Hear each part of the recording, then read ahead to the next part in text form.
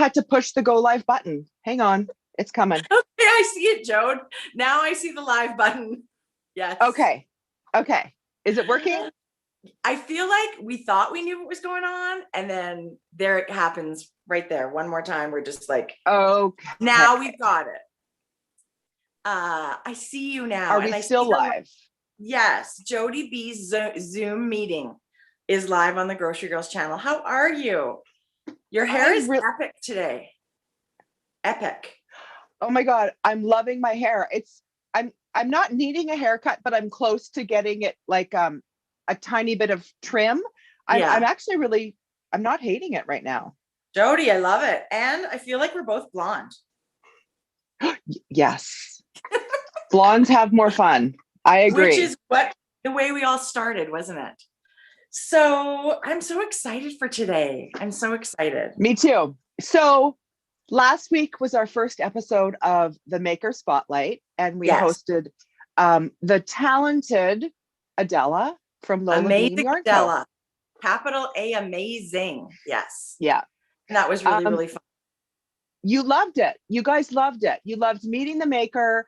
Adella's got a great presence on Instagram. So we often see her. Not everyone uses Instagram. So I think it was a kind of nice way for everyone to put a name, a face to the name, and get to know her.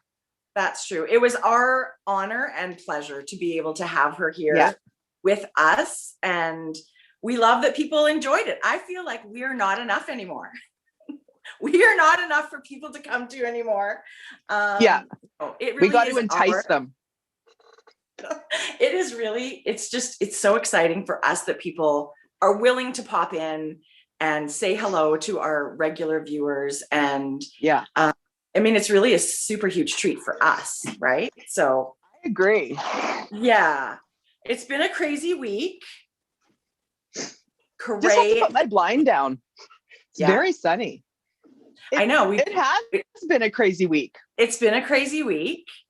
It's been a week that kind of went by in the blink of an eye. But it was not so. So I'm really glad to be sitting back here again with you. And me too. Talking about our knitting. I have some things to share. Okay. I was just at London Drugs. I needed another mascara, and I'm a go-to diehard L'Oreal mascara fan. I've used it forever. It's got the amazing brush, the voluminous. Yeah, me too. Do you get the one that has the base coat and then the top coat? No, I have. I love that. Yes, that's very good. It's like wearing false lashes. I love it. I love it so much. It makes you look like you've put on a little bit of a falsie. Totally. This is a new mascara. It's called Voluminous Lash Paradise. Have you tried it? Yes. I feel like there's lots of good ones that are called, that they've got that voluminous umbrella, right? Yeah, so good. It's got a fuzzy bristle brush. I can't use the plastic molded ones. I don't like those. This is amazing. That's a great brush. Yeah, I love that. That's what I wanted to show. I love that they show you the picture of the brush. Jodi, so beautiful. 2 coats and that's it. I'm good to go. That's so funny. I love it. And mascara is my desert island cosmetic. It's kind of all I need, or all I want. Oh my God. Need more, like, who's kidding? But that's the one that makes me feel done, you know? I love mascara. Yeah. I did go buy your serum that you were the striped little bottle. Well, I've only used it twice, but I feel like I'm like rubbing out the wrinkles as we speak. It feels really good on your skin. It does feel good. It does feel good. I have to say, I love the way it feels. So, I mean, I'll keep using it for sure. Yeah. I feel like I've maybe noticed a bit of a difference. I don't know, but who knows? As long as I'm, I mean, it's all these good things that are great for your skin, like vitamin C and all those other things. So it's certainly not hurting if it makes your skin feel good. Right? Yes, I love it. Mm-hmm. It was really funny though. I went to buy it and they actually keep it behind the counter. I thought someone stole the bottle out of the box. I think that's why they keep it behind the counter. Yeah, right? So anyway, it's I got my nails done. I noticed, Jodi, I haven't done that for ages. You know what I have to say? This is like my go-to color for knitting. This is life color for me. Right. I don't love it on my nails. Do you know what? I got gray, like the perfect gray, quite a while ago. And I put it on my hand and I felt like I looked like a corpse. Like it just was not the flattering. It didn't go with my skin tone. And the lady that was doing it, she had it on and it was like, oh my gosh, I want the same nails. They look amazing. Did not look amazing for me, but I still love the color. Okay. Jodi, I actually think that looks good. I mean, like yes, it's no. It's a beautiful color. Yeah. I just don't know that I'll go to it again for my nails. Right. And sometimes it looks better when we're tanned. Like certain colors will look better when we're, so that's only like several months from now. So just hold on to that color for August. Right. Yeah. Oh, Temptation Island started again. Jodi. You know when you have those things DVR'd like in your DVR box from like last time, from like 2 years ago, and then all of a sudden a new season comes on. It's like, what? I didn't even know. Okay, so that's exciting. Now that's its own show? That's not the one that goes right. Isn't there a Bachelor one where they go on the island too? Tracie. Yes, that's Bachelor in Paradise. That's not until the summer. So this Love Island is its own show. No, this is Temptation Island, not to be confused with Love Island. Oh shoot. Okay. So would I love this? Is it just starting? No, Tracie, it's trap. You know what they do? Take couples, separate them to their own, like girls go in one area, guys go in another area, and they bring the opposite sex to the couple, the one half of the couples, and tempt them into cheating on their partner. But they're not, I mean, the couples have issues to begin with. I think it kind of, I don't know, it couldn't be worse, but it's a train wreck and I watch every minute of it. Okay, well, I mean, we all have a lot of time to fill. I can't would not recommend it for you. You would not recommend it for me. Okay. I think there's better ways to spend your time, if I'm honest. Well, sometimes I'll flick on something like that for half an hour and think, yeah, this is awful. I can't believe she watches this. I'm sure there's something better. But I am feeling like I'm missing my shows. I'm missing The Amazing Race. I'm missing Survivor. Yeah. Like those are the shows I'm kind of missing. So do you know this last episode, this last season of Amazing Race that we just finished? Yeah. Was filmed like a year and a half ago, like pre-pandemic. Really? I wondered because it wasn't COVID related, right? Yeah. So, yeah. Crazy. Yeah. So I think I do love it.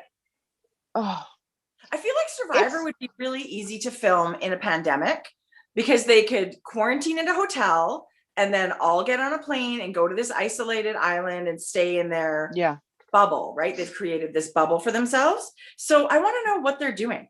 Like get off your, you know what? And maybe they are. I hope so. Maybe they are. So just to remind you, the chat takes a few minutes seems to kick in for these, the Zoom to YouTube live. So hopefully that's going to kick in just a few minutes. I'm sure it will, Jodi. It seems to a little bit later, but anyway, I'm so excited that we are going to have another amazing maker join us very shortly for a chat. I'm so excited. I'm so happy she said yes. You know, it's funny when we, something's happening. When we asked Joji Locatelli to be our guest this week, preparing this last few days, you know, you started kind of get in the zone. Yeah.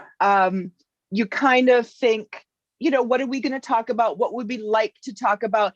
It's going down, for me, it's going down the memory lane with Joji. It's been a lot of years, the three of us have had memories. For sure. And I think too that, I mean, we've had so many hours of conversation and there's just, those are fun things to share you know, Hohi's got this amazing journal and she shares so much of herself already here on YouTube. You can go check. She's got, gosh, it's been years already since she's been doing that.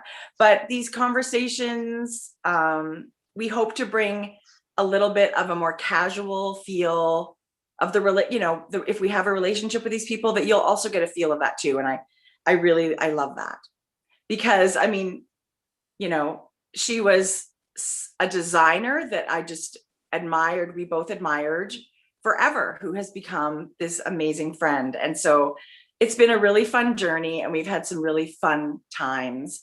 And I just feel like we could literally talk for 2 hours with her, but this is going to be a challenge to squeeze it into 20 to 30 minutes, you guys. It really is. But we will. And she's a busy lady these days. I mean, all the time, but she's crazy busy. So it's going to be really fun. I'm really, really, really excited. Yeah.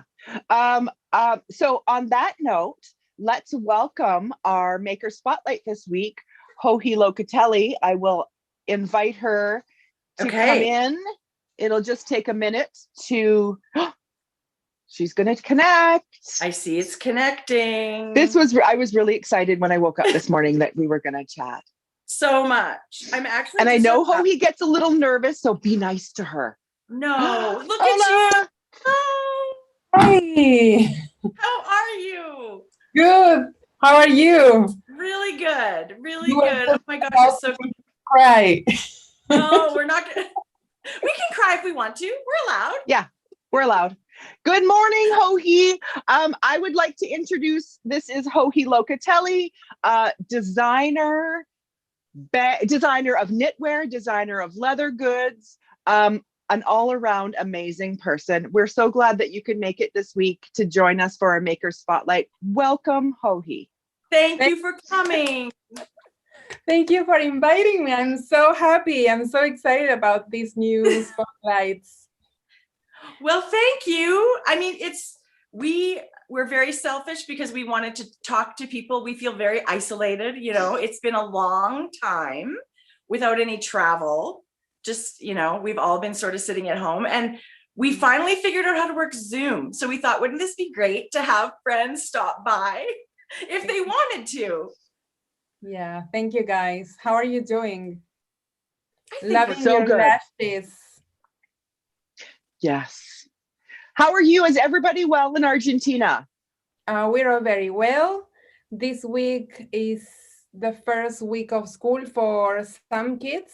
So we're very lucky that at least they get to go to school. We don't know for how long, but so things feel like what it should have felt last March when all the kids were going back to school, but suddenly, you know, pandemic started. Instead, people here feel optimistic. Remember, we are ending summer, so the number of cases due to COVID are significantly lower than they were towards August. Yeah. So, you know, we're getting ready for the arrival of winter, and of course, being a lot more careful. But right now, I feel like everyone's really enjoying sun and trying to be optimistic, and you know, same as you learn how to use Zoom, we're, you know, cherishing the things that we can do.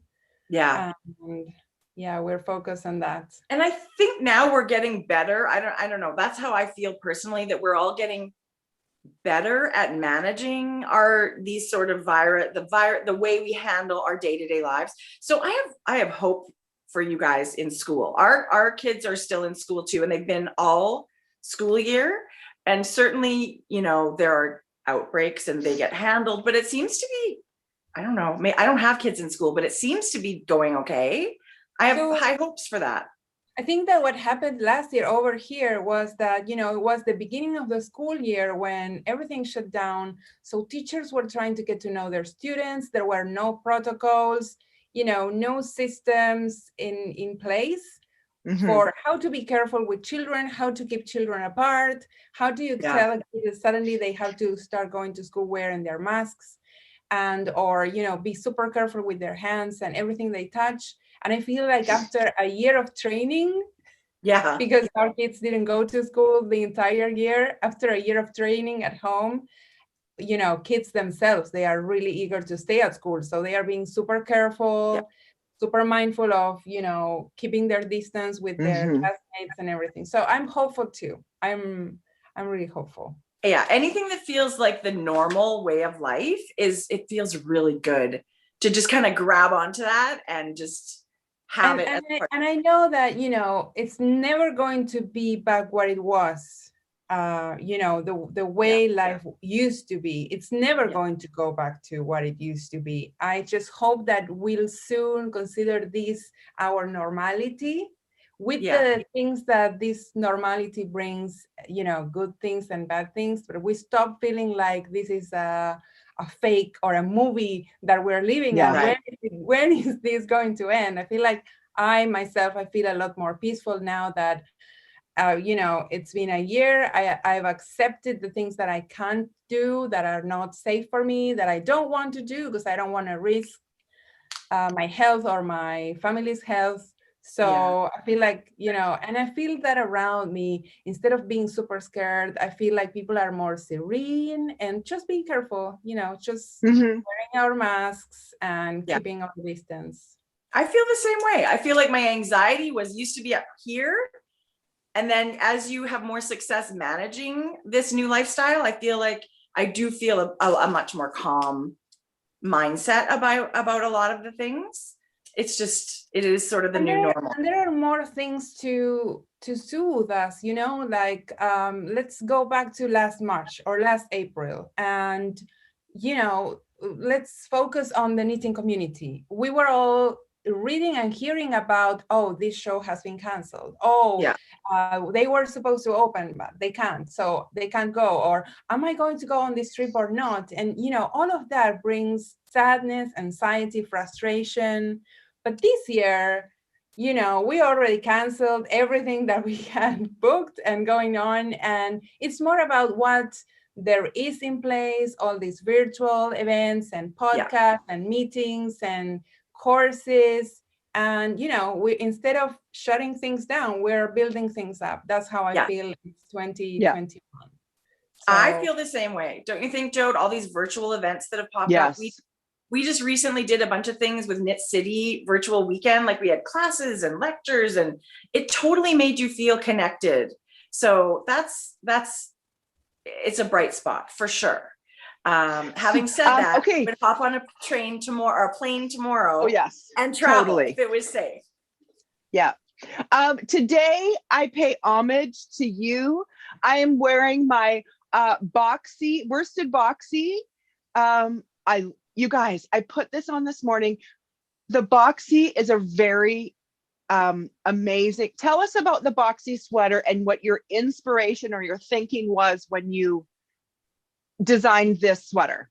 So boxy was published, I think it was published in 2012.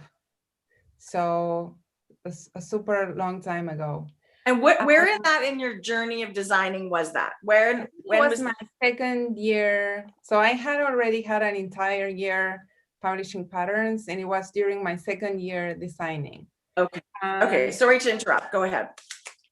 No. And so I was working at the time at a yarn store in Buenos Aires, and next door there was this fashion store with sweaters that were made with the yarns that we were selling at the yarn store. And so I was the owner's sort of right hand. So I would do all kinds of chores and bookings and decision making and stuff. Every time that something went really well, he would say, oh, I'd like to treat you to one of the sweaters from next door. So go over there and tell the girls that I will pay for it and choose something. And it made me feel really appreciated. And of course, I loved everything from that store. And one day I arrive and they say, oh, we just got these huge, super wide sweaters. And I looked at them and I thought, you know, no, that is not going to work for my shape. I was being self-conscious because the boxy is kind of cropped, and I thought that I always had to wear something long. That crop, it wasn't for me. But they said, try it on and see what you think, because we think that it will look really well. And I did, and I thought, wow, this sweater, I don't know what it is about the shape, whether it's the neckline or that it's wide or that it has, the fitted sleeves. That looks really nice, Jodi, by the way. It looks so good, Jode. I felt the same way when I put this on, Hohi, after knitting it. I thought everybody needs a boxy. It's perfect on every shape. So I didn't feel it was a slouchy sweater at all. I felt it was a classy and elegant sweater for whatever is going on with that shape. And so I came home convinced that if I needed a version of this with my own hands, that it could be just as nice. The sweater had embroidery here. It was a very elaborate fashion sweater, but I thought maybe if I add some detail, and that's why I added those pearl ridges on the shoulders. Maybe if I add details, and I tried to mimic the drape. The sweater had a lot of drape, and I thought, okay, this has to have a lot to do with why we all like this sweater on me. So I was knitting, and I was using straight needles because that's my preferred method for knitting. Like right now, I'm using my and for that reason, I had to make it in pieces, right? So first I had to make the front and then the back, and then I had to seam it all together. I just did it this way because I thought if I am going to knit all these stitches, because it's a very wide one, if I'm going to knit all of this, I might as well do it with the method that I'm most comfortable with. So I didn't know how it was going to fit until I finished the entire thing and put it all together and like assembled it and seamed it together. And I was showing it to my husband as I was making progress, and Charlie was very skeptical of it. He was like, It is quite wide. You don't think, is this going to work? He was not so sure. And then, so I was sharing the process on Ravelry. Back then, I didn't have an active, I think I started using Instagram more in 2013. So 2012, it was all about Ravelry, and the same things you do on Instagram, post your progress, how you're doing, you would do on your Ravelry notebook. So I was sharing these photos, and a couple of users would, or friends, they would say, oh, I'm interested in this. I've seen this shape in some shops and I like it. I think it's going to work. And some people were,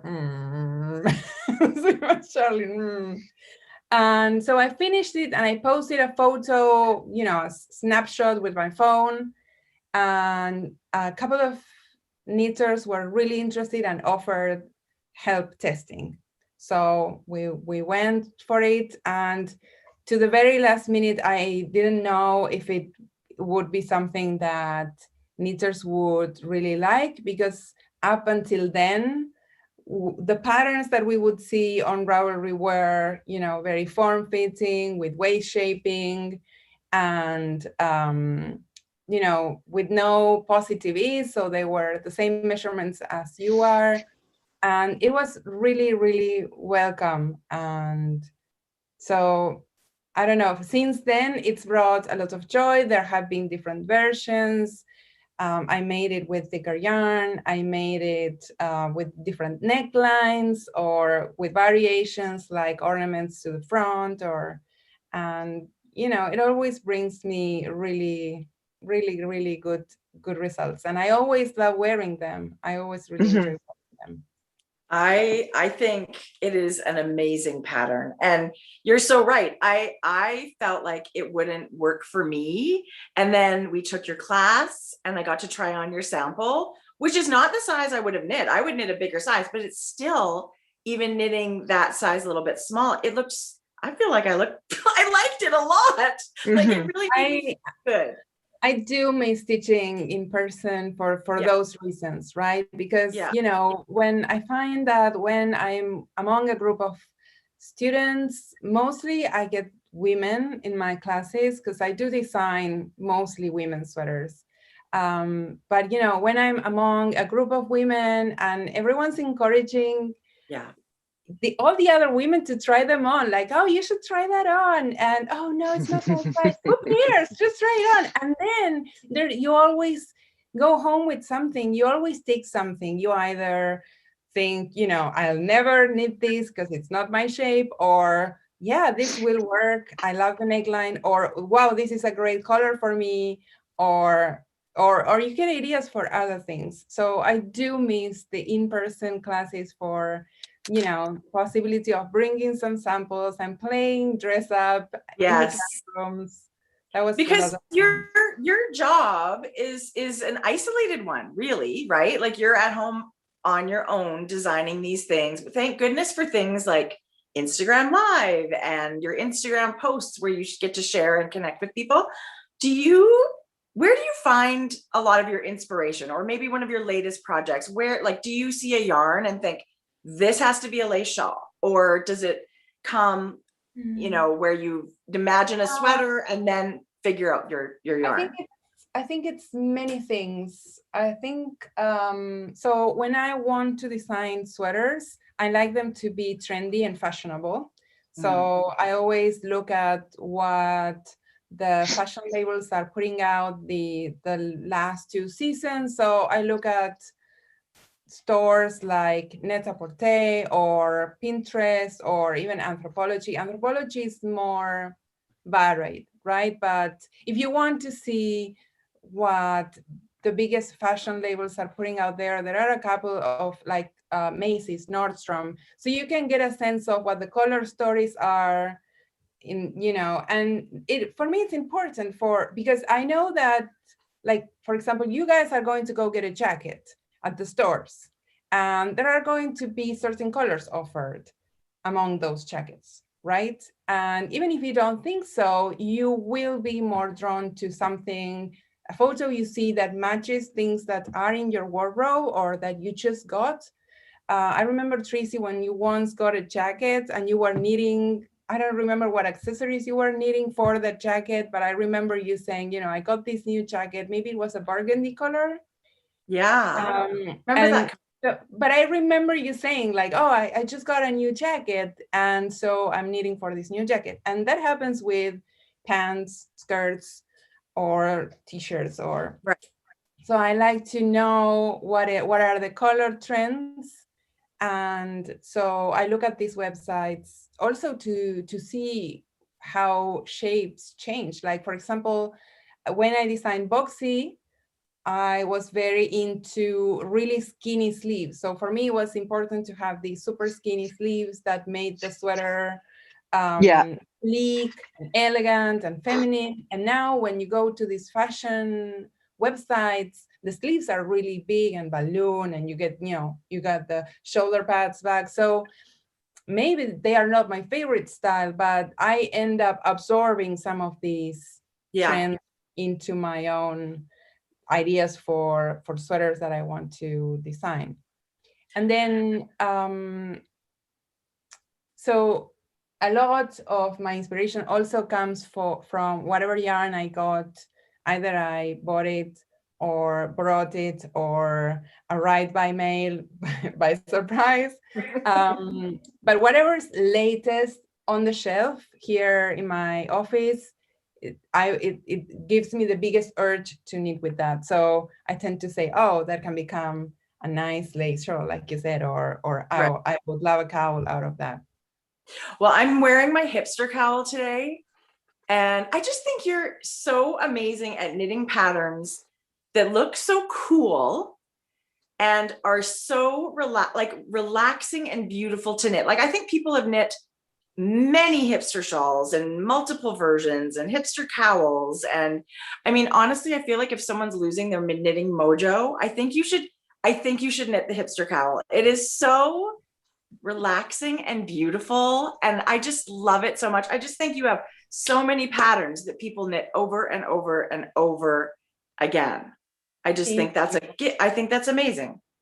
I have to be honest, I am a lazy knitter. Me too.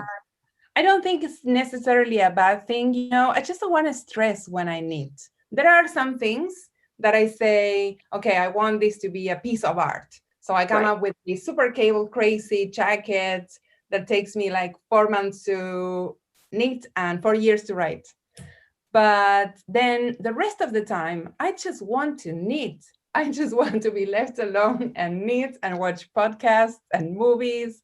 And so for me, I love a project when you can, you know, either have a mindless portion, a big proportion of this design is going to be mindless. Like, for example, I'm going to work on the shoulders for this sweater, but then I arrive to the part where I just mindlessly knit in the round this sweater that I'll eventually wear, or the shawl that I'm knitting now, for example, it's got a long garter stitch body.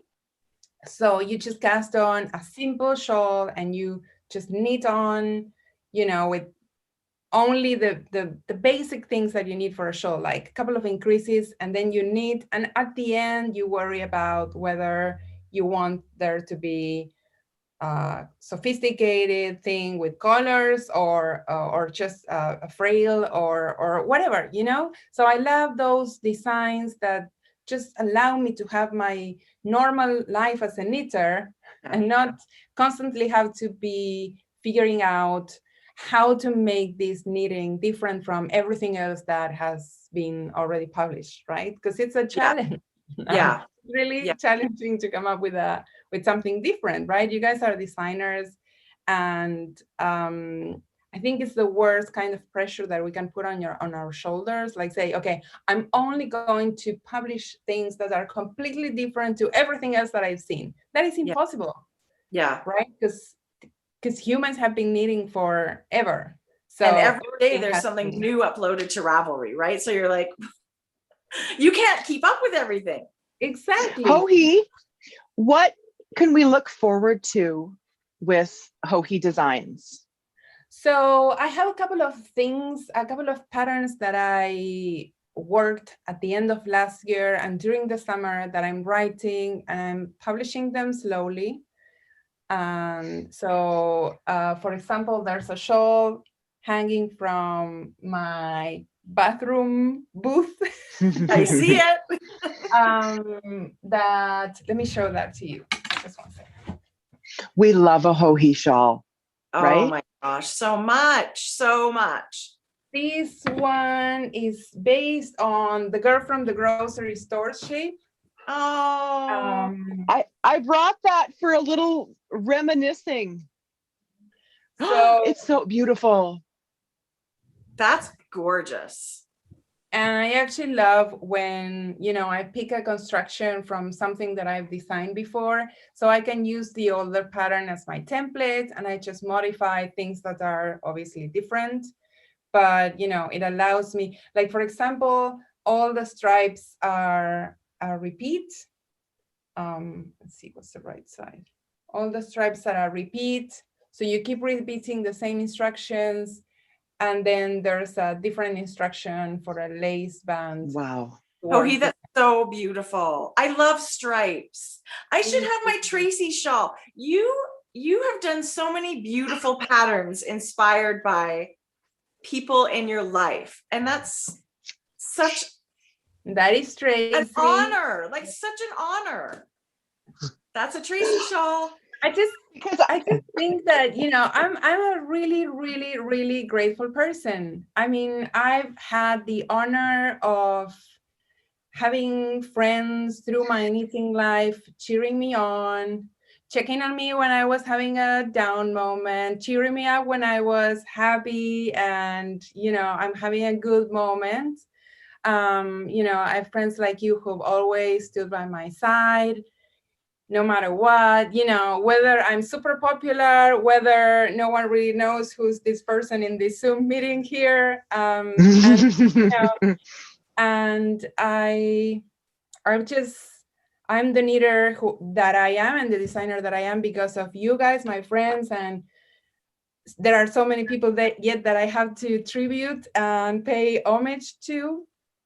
And I've also been honored to be part of their knitting life. You know, my knitting buddies, I've also had the honor of, you know, having them knit from my patterns and join them. And so for me, it's just a natural part of my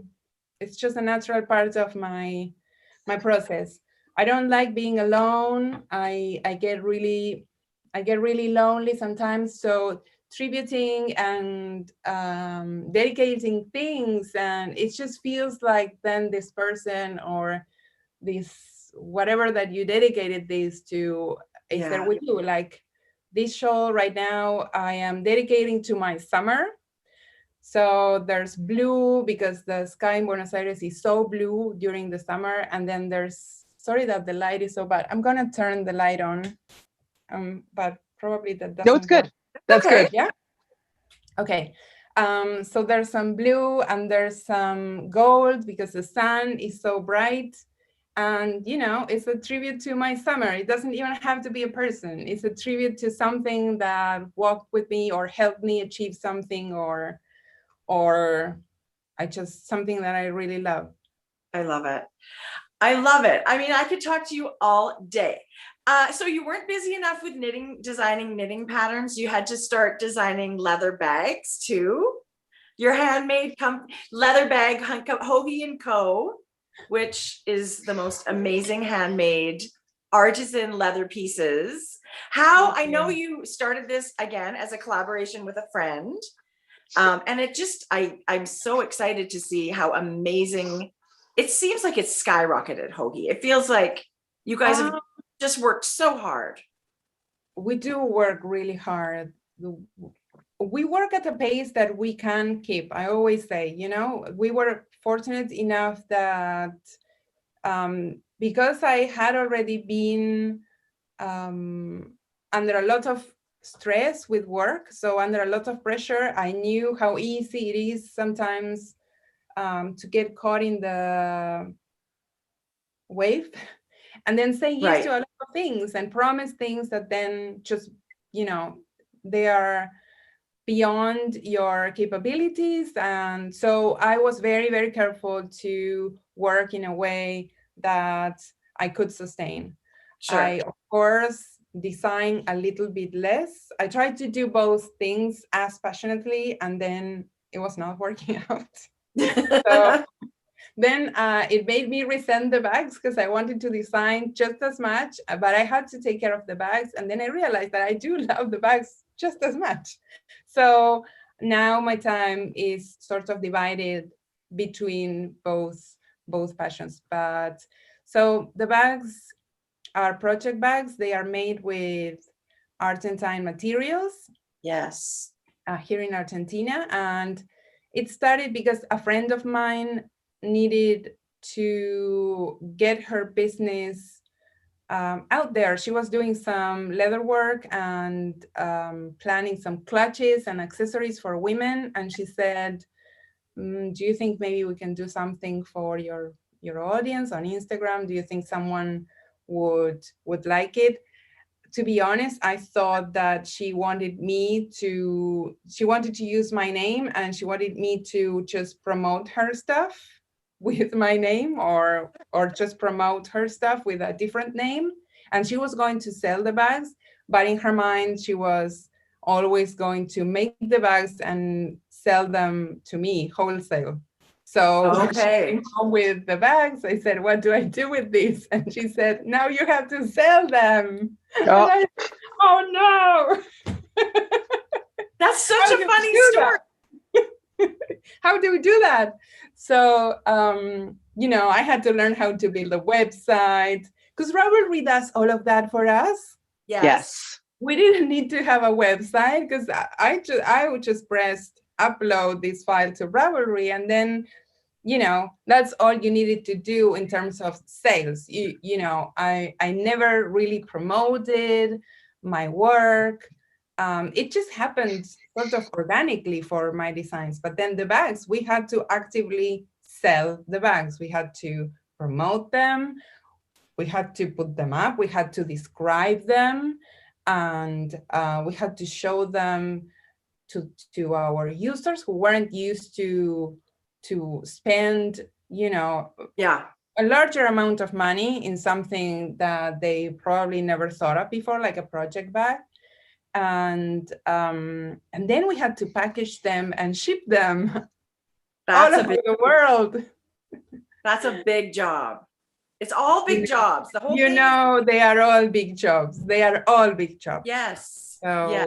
But you guys are so, I feel like you come up with the most, like, this is your little box bag. But Joji, I know you designed it as like a sock knitters or one little project. But I think so many things that you design, like I want to wear, maybe like in summer when you're going somewhere, you just loop it over your wrist. It can just have your phone and a wallet. I wear them as purses, like that one. I really love to, for going out, dinner. The thing is that sometimes you go to these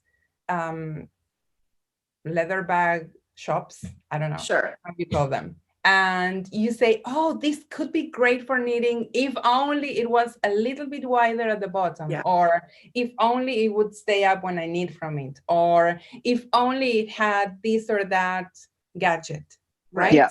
So I just took that and made them. So instead of making the box bag, the one you just showed, a little bit shallower, so it doesn't, maybe a purse designer would make it a little bit shallower so that it doesn't pop out so much. But for me, it's essential to have space and room for your yarn ball to really move and unwind inside the bag. So I don't care about how fancy I look when I go out. I just need my ball to stay in place. Functionality is so important. Yes. So you and your balls, Joji. And you designed... Sorry, Jode. No, go ahead with your bag. I was just going to say, so your Pampa bucket, like, I just feel like you guys design, it's sleek, it's multi-purpose. My mom, so she's not a knitter, but she loves beautiful, like, storage things and stuff. As soon as she saw a Pampa bucket, she's like, I could totally use that for this, this, and this, right? And you guys have so many colors that you offer, which I think is really fun and exciting. Like, we don't often go out and see in those handbag stores a beautiful leather that's yellow or hot pink or cobalt blue. I just feel like that is really exciting, however you choose to use these bags. We have come to a point when people know that there are leather that we can get sometimes in different colors. So it doesn't matter how many colors we put out there. There will always be someone who wants the color we don't have, or we never made, or and because we make them in batches, so we cannot make 2 bags of each color. So each week comes out, a certain color, and we try to make the colors that most people request. So one week we may sell cranberry, which is a super popular color. And then, the bags sit there all week until the last one sells out. And then next Monday, someone's, when's cranberry coming? Yeah. And we're like, we just you can't win for a very long time. And, but we love working for Joji and Co. Yeah. It all happened during a time when I was feeling, again, a little bit lonely and lost with my work. And I remember reaching out to my friends here in Buenos Aires who are not knitters and just checking on them and saying, how are you doing? Do you want to go out for a coffee? I haven't seen you in a long time. I had been traveling so much. I was never at home. And so I wanted to reconnect with my local friends. And because of one of these meetings, my friend Sylvie told me about this venture, and we ended up building Joji and Co together. And it serves its purpose. I was feeling lonely, and I just needed to have someone in the flesh that I could talk to, that could, we could meet up in an office and and think about a strategy and how can we come up with a better product. And it also gave me the opportunity to tell all of these people who had never heard of the knitting community about you. And no, this is what they want. This is what they like. Yeah. This is what I think will make them happy. So, you know, it's been really, really nice. And we've worked in a family business forever and we love it. And that's sort of what you guys have created also for yourself, right? Joji and Co is lots of family every day. So do you love that? I do love that. I know you have to say yes, but it was my dream. It was my dream. So without getting too personal or too private, so both of my sisters-in-law needed a change of place in their work.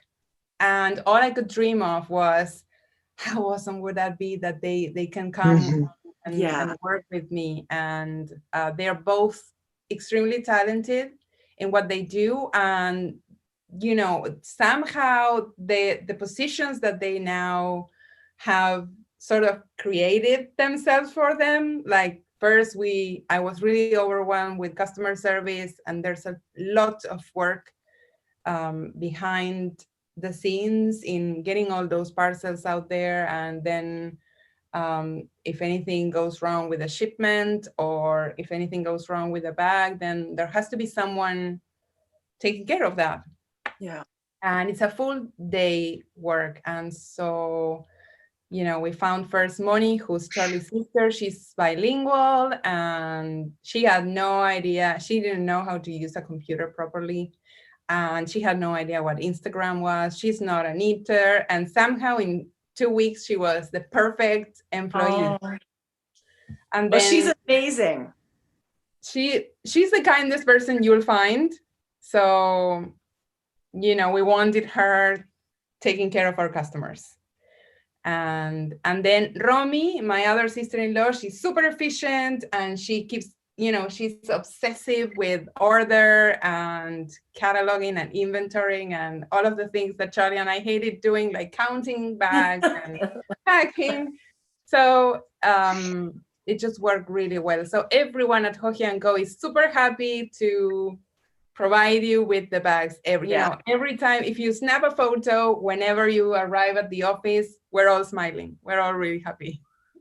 I know you guys have an update coming later today, which is very exciting. You guys have lots of updates. You frequently load up the show. Seems like. Yeah. We keep you keep you entertained. Yes, very. You know, I'm a bag lover, Joji. We're forever tempted by every single one that comes along. Thank you.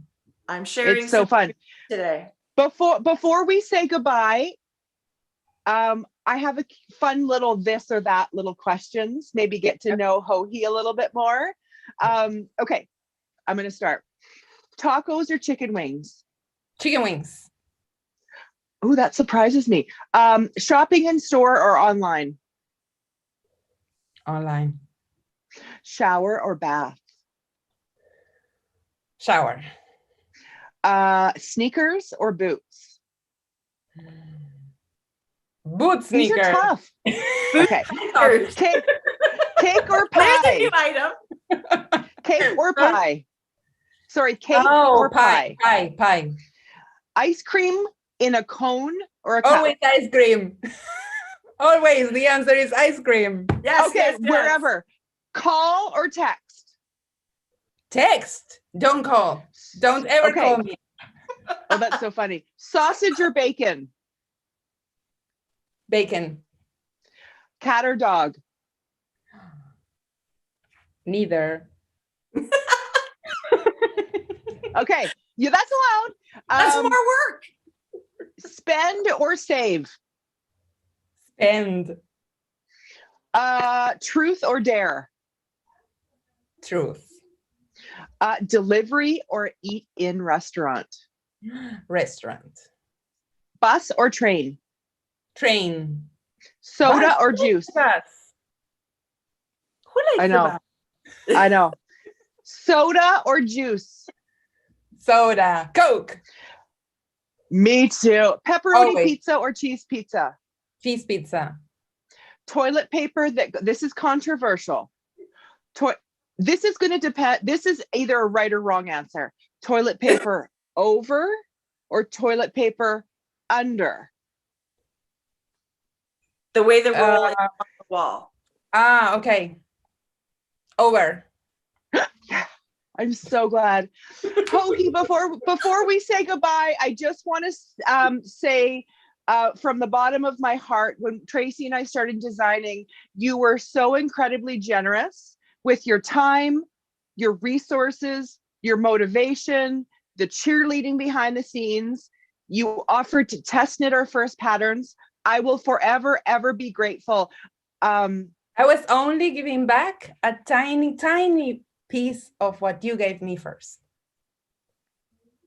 You bring me joy. You have from the very beginning, and I'm so thankful that I get to call you my friend. And I am so thankful you were able to join us this morning. I love you, my friends. I'll keep watching behind the scenes. You are the best, my favorite always. I love you, Hohi. I just feel like,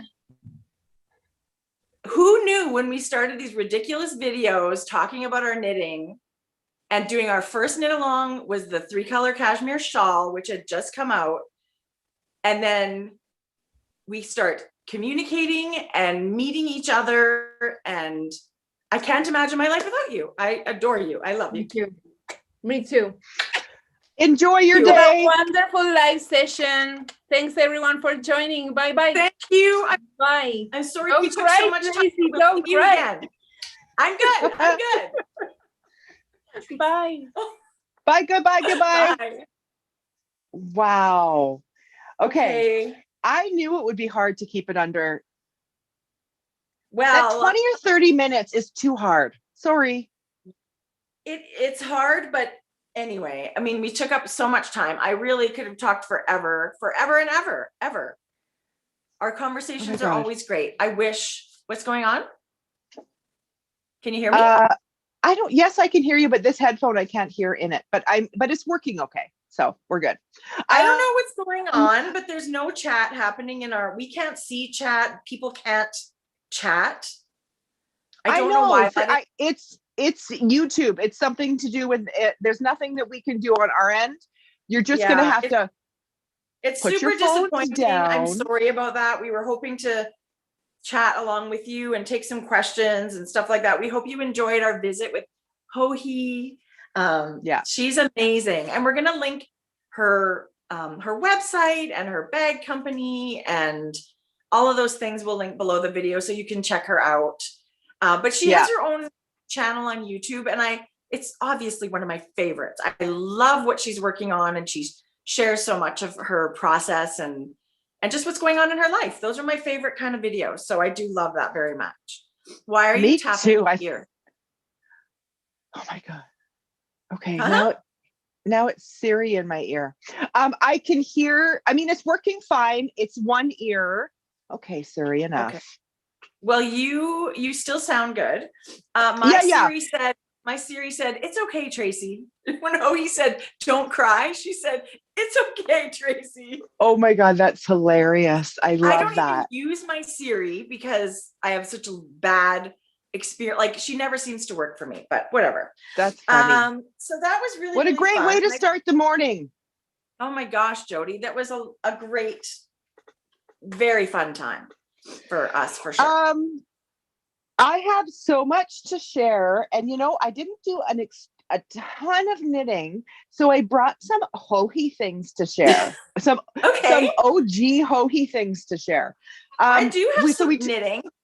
Do you? Let's ahead. talk about some knitting. Well, let's talk about what I'm wearing. We talked about it on the spotlight, but I'm wearing my worsted boxy that I knit in a Hue Loco colorway. Do you think it's pink peppercorn? Oh, girl talk. Yeah. Girl talk.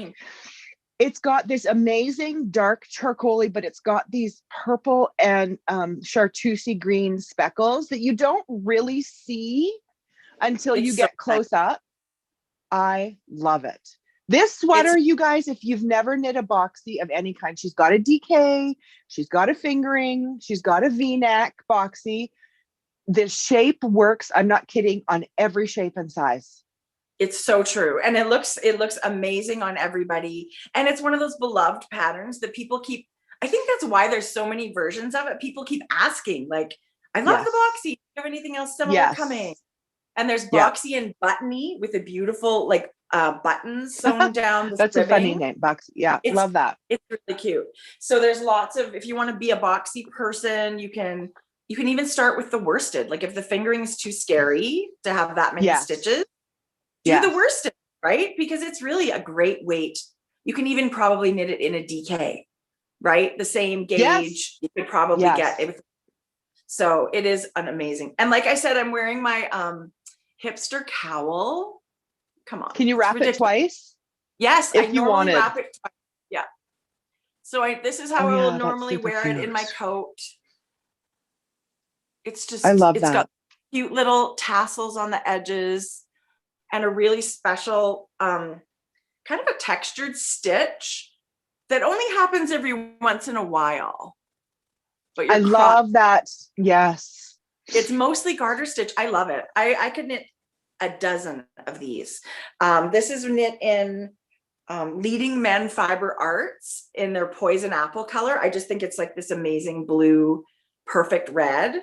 So I really wanted to knit it in that. So that was That's a really good red. I would totally cast it on another one today. I love it. I love it. Okay, what are you knitting today? Okay, so quickly, I finished my tam-toe mitts that I shared last week.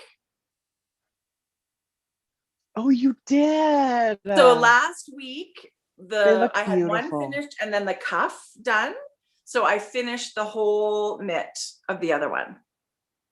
And so the pattern tells you where to add in some waste yarn to put a thumb. And then you come back later and pick it out and knit your thumb. Yeah. I got so excited with the color work on the second mitt, I completely forgot to add my waste yarn. Uh-oh.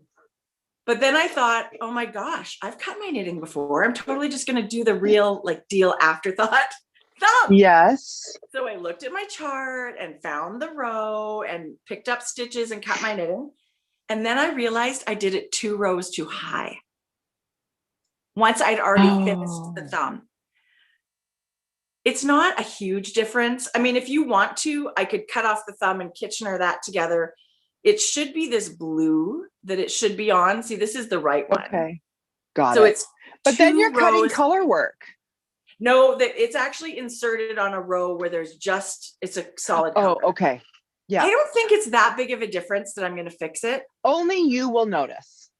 Only I will notice. And it does feel the same as far as like, it's not pulling weird or anything. Yeah.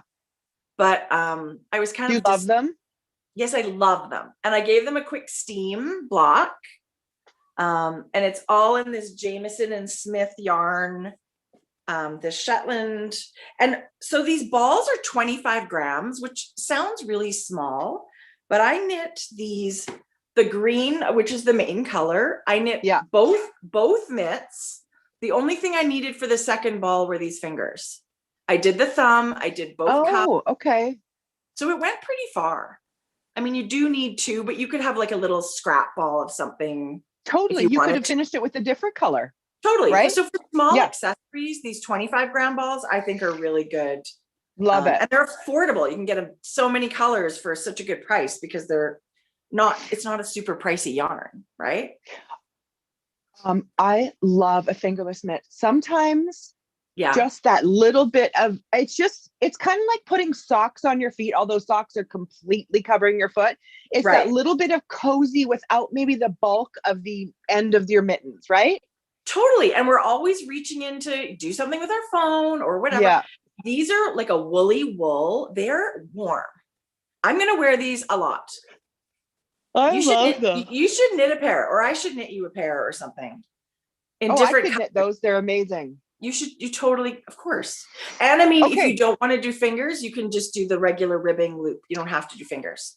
For me, I don't need to do the fingers. I feel like for you, you like that because you love mittens. And I just think that's an extra bit of challenge for you. I've just never done it before. That's why I thought, oh, I'm going to do it. If I had started these fingers and thought this is a huge pain in the ass, I would have just stopped and done the regular ribbing. But if I didn't have these little flexi flip needles, I think I would have quit. I don't think I would have done them.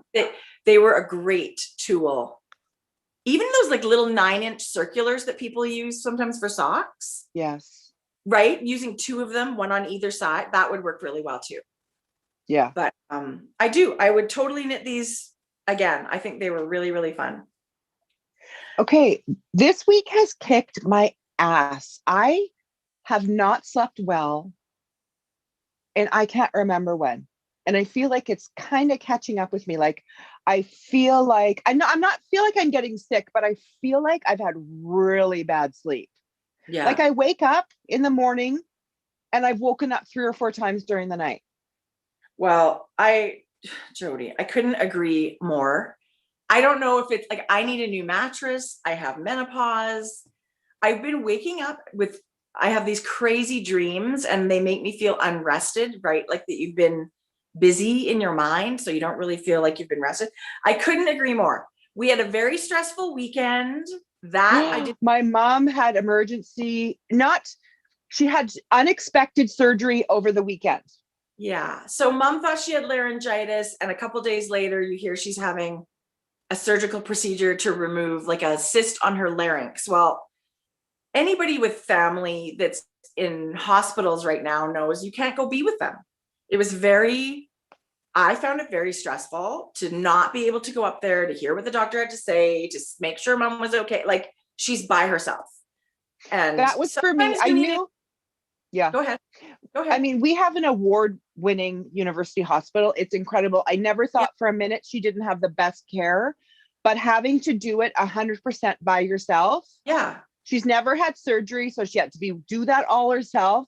Yeah. So yeah, for me, it was like, wow. I know. I know. It was not good. And then, but it was great in the way that, she was very lucky. She had great care.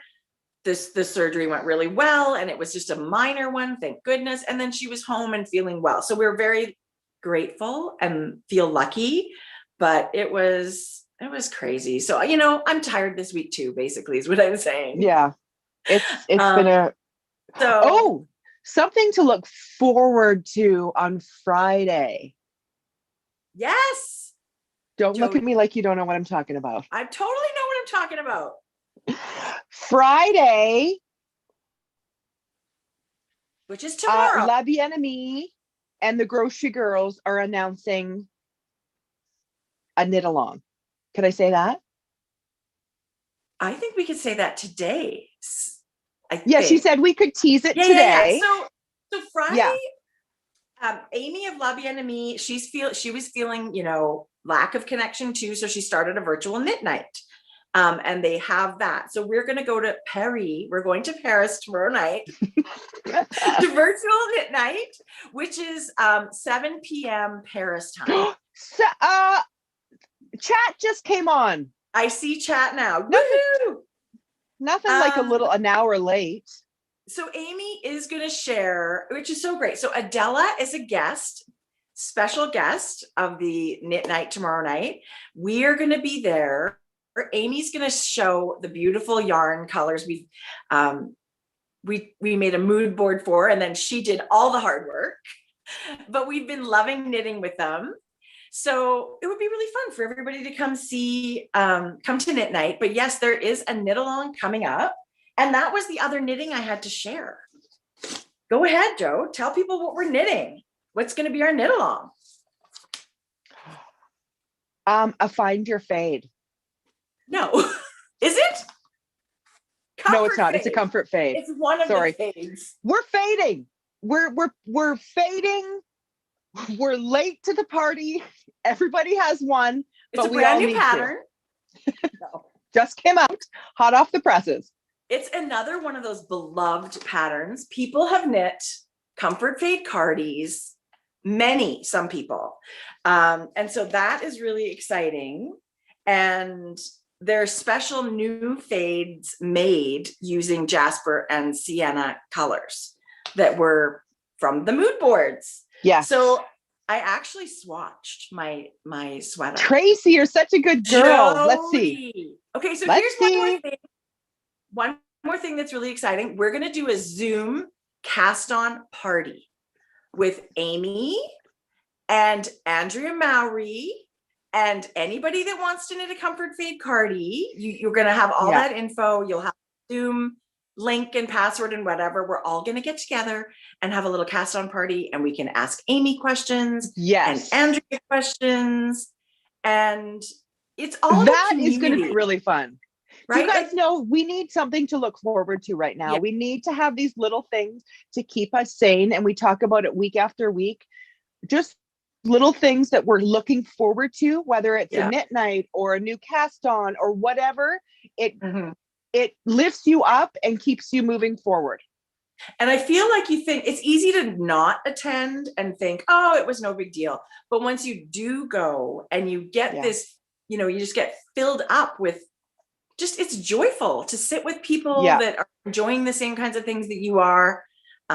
We sure feel that way when we go to these knit nights. So I am very, very excited to go to knit night. But do you guys want to see the brand new sienna fade that's gonna come? I don't know. I'm not looking at chat. So I don't know if you guys have any questions, but let me show you. Here's my swatch. Oh, geez. It goes like that. Can I see it the other side, please? Sure. So the sweater is knit with the reverse stockinette as the right side, but you can do whatever you want. So here's I prefer this. Your fade is ridiculous. Jodi. I mean, all the colors you will see when Amy's got it all together, but it goes from sienna and then another beautiful neutral. These are all, other than sienna, the rest of these are existing colorways that you can see in Amy's shop. There's rose quartz. I should have had these. I have them right here, but in order. So this, let me see here. So it goes, oh, that's dusk. Okay. So it goes sienna, dusk, rose quartz, and totoro and May. I'm just angling my monitor just so maybe there's less glare. I don't know how to do that, but whatever. So I feel like there's neutrals with a pop. Like you get the highlight of the, if you love that kind of a warm pinky brown. Yeah. But this kind of coppery color goes through everything. I think this fade for me, for you, is perfect. Right? Yeah. It's kind of neutral, but warm and beautiful. And I love the pop of the color. So that's what I'm going to be casting on at our cast on party and knitting along. And Tracie. Jodi. It's amazing. Okay. Full transparency. Whoops. I'm having my fade knit. That's great. I just thought for me and what's going on with me, nothing, just busy. I just wanted to, I couldn't commit to a full sweater right now, but I wanted to have a finished sweater. So Kelly is knitting it. That's amazing. I mean, we all have to know our limits. We don't want to drive ourselves to the brink of, Well, see, that's what is normally in the past. I'm a yes girl. Whether it works for me or not, right? And in life, as you grow older and wiser, you kind of figure out at 50, 49, what your limits are. And my 35-year-old Jodi would have said, yeah, I can squeeze that in, no problem. Right. But then I would have been not overwhelmed, but really busy to the point where I might not have enjoyed it as much as I should be. because I took on too much. Well, and I mean, you'll be coming, it's not that you're going to be in the knit along. That's a different thing altogether. Of course you're going to be. We are hosting the knit along. I am very familiar. I've read the pattern twice. I'm familiar with the pattern. I wish, you know what I wish I would have done? And maybe I'll ask Kelly if she would possibly knit me a swatch like that, just so I can. It's beautiful. Just so I can have one. Yeah. So tomorrow, so this color is my Jasper color. Mm-hmm. And then this one is Mount Kitchener, that is also a brand new color that was developed to go into the fade. Amy thought that they were lacking one color. And it works for both. So Jasper and Sienna, you can fade from Sienna to Mount Kitchener. And obviously the Jasper fade does include Mount Kitchener, which you'll see from Amy. We'll show you all that stuff. So in the fade, I don't have the yarn with me, but in the fade, this is color number 3. It's so beautiful. There's another lighter one, and then there's the most beautiful, like dark chocolate color at the bottom. It's so beautiful. So tomorrow you'll get all the details. We'll be talking about cast on dates. Amy's going to have fade kits, not in just our colors, but she's put together our special colors for this knit along. She's so good with fades. They do lots of fade kits in their shop for all kinds of fun patterns.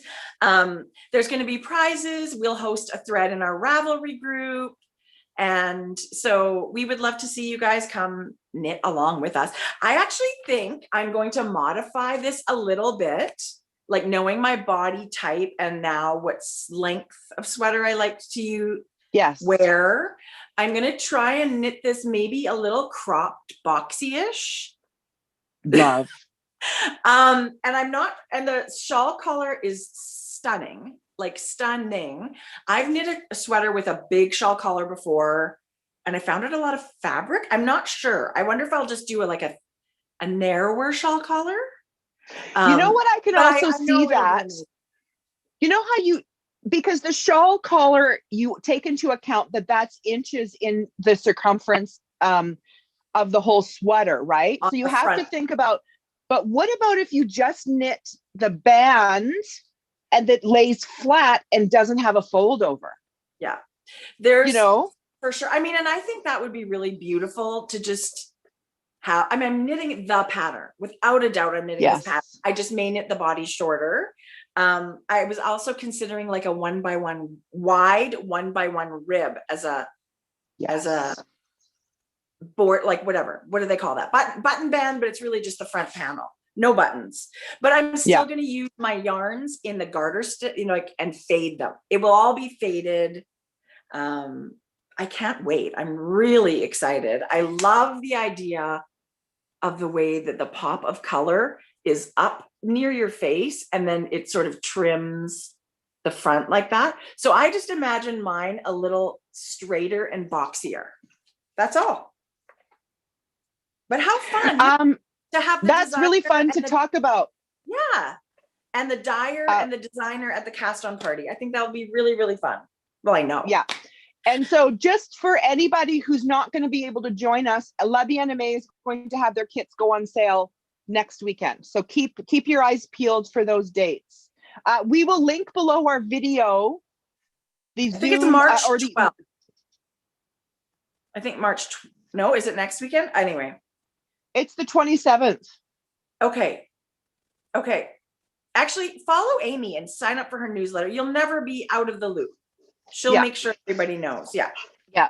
And you guys, if you're like worried and you're like, oh, I don't Zoom, you can Zoom on a phone. You can Zoom on an iPad, a laptop. It's just clicking a link and it opens an internet web page. Yeah. You don't need to purchase anything. Or an app. It's very simple. It's very simple. It's just kind of like a group meeting. Lots of people do those. And I mean, to join the knit along, you can use whatever yarn you want. Whatever yarn. It's not just LBA Anime yarn. It's anything. It's a community knit along, but we will all be knitting the same pattern, which I think is really, we haven't done a knit along to knit a specific pattern for a long time. So I'm really, really excited. Oh my God, I can't remember, Tracie. Yeah, it's been a long time. We just like people to have, like, it's going to be a hat knit along or an accessory knit along. So this is extra fun. I'm really excited. I'm super thrilled and excited to knit this and wear this. It's a DK weight pattern. So, you know, that's just, if you have, and it's another one of those things, if you have a couple of skeins of one color, you know, in a 4 different, you can make this fade happen. You don't have to use, right. It doesn't have to blend. It can just be color changing. Like it could be bright changing. Like it doesn't have to fade. You just have to love what you're knitting. Yeah. And I think the one other great thing about doing a knit along with a pattern that's been out for a few years, you can go to Ravelry and look at so many projects and get inspired by colors. Maybe someone that looks like your body type, you can think, oh yeah, that looks amazing. I want to do exactly what that knitter did. And it's a totally unisex pattern too. I've seen lots of male. Yeah. So I love it. I'm super excited. Very, very more fun. details to come. More details to come. Join us for a knit night tomorrow. Yeah, I'm excited about knit night. What else do you have on the go? It's at 3. It's at what time for us tomorrow? 11 a.m. Could it be more perfect? I don't think so. It's 7 p.m. for Paris. Nice. Yeah. Yeah. And it's an hour, you guys. It's only an hour. No, it's 2 hours. It's 2 full hours. But it's 2 hours. Very relaxing. And Amy, and she said she would love to see if you've got any, you know, what you're working on your needles. If you happen to have anything you've ever knit in LBA Newsletter, you can have a moment to share that if you want, which is really fun. Anyway, it's all about fun and community and coming together in this crazy time. So, right? Something to look forward to. Come cast on with us. That would be fun. What else is I want to show something. Okay. I re-knit. I didn't love my hat that I knit. It's the same yarn. I'm using High Country wool in the DK flock, DK. And I just reimagined a little bit different. It's amazing. I love it. Jodi, I love it so much. I need fingerless mitts to go with it. What? I need fingerless mitts to go with it. It's gorgeous. I'm just going to turn me up here. There we go. So it's knit out of High Country wool in her flock. It's the same yarn. I thought it needed this grounding, like I had all over these colors. I felt like I needed the gray in here. I love it, Jodi, as like a color band. I really love that. Yeah. So I'm going to write this up over the weekend. So this will be out in the next very short while. Love. Super easy. Love your color choices. Super quick. These teals with the pop of cream in the middle. I love it. Did you love working with the yarn? That one's 100%. It's flock. So it's a brand new yarn that just launched in November, maybe. When did they launch? High Country wool, totally new company. In late fall. This one is 100% domestic Western wool. It's a DK. It's 260 yards. This is their natural white. You guys, you're gonna think there's cashmere in this. Does it say what the kind of wool? I thought it was merino. Yes, fine merino. No, it just says 100% fine merino. Sorry. Yeah. It is fine merino. It's amazing. And it's non-superwash, and it's the softest. Yeah, right? You guys won't believe it. Yeah, you won't believe it. I don't know what their secret is, because all of their yarns are non-superwash so far. And everything I've felt is like the softest, like butter. It's so soft. So I don't know what their secret is magic. They massage the sheep. The fiber is very, very soft. This is not yet blocked, but look at the beautiful color work stitches it makes. Jodi, it's your knitting too. It looks amazing. Yeah, I have to say, I've gotten, it's having the stitches loose on your right needle. Don't keep your stitches bumped. I swear, since I had that tip given to me with color work, keep your stitches really spread out on your right needle. You will not have trouble with floats. I totally agree. It makes a giant difference. Your hat is amazing. Thank you. Yeah, that was really fun to knit. Okay, I shared a hat a few weeks ago and I finally just published it today. It's also, I was waiting for this one. It's so pretty. It's also in High Country Wool, but this is their worsted weight homestead base. Oh my gosh, it's so soft. Like I don't know how they do it.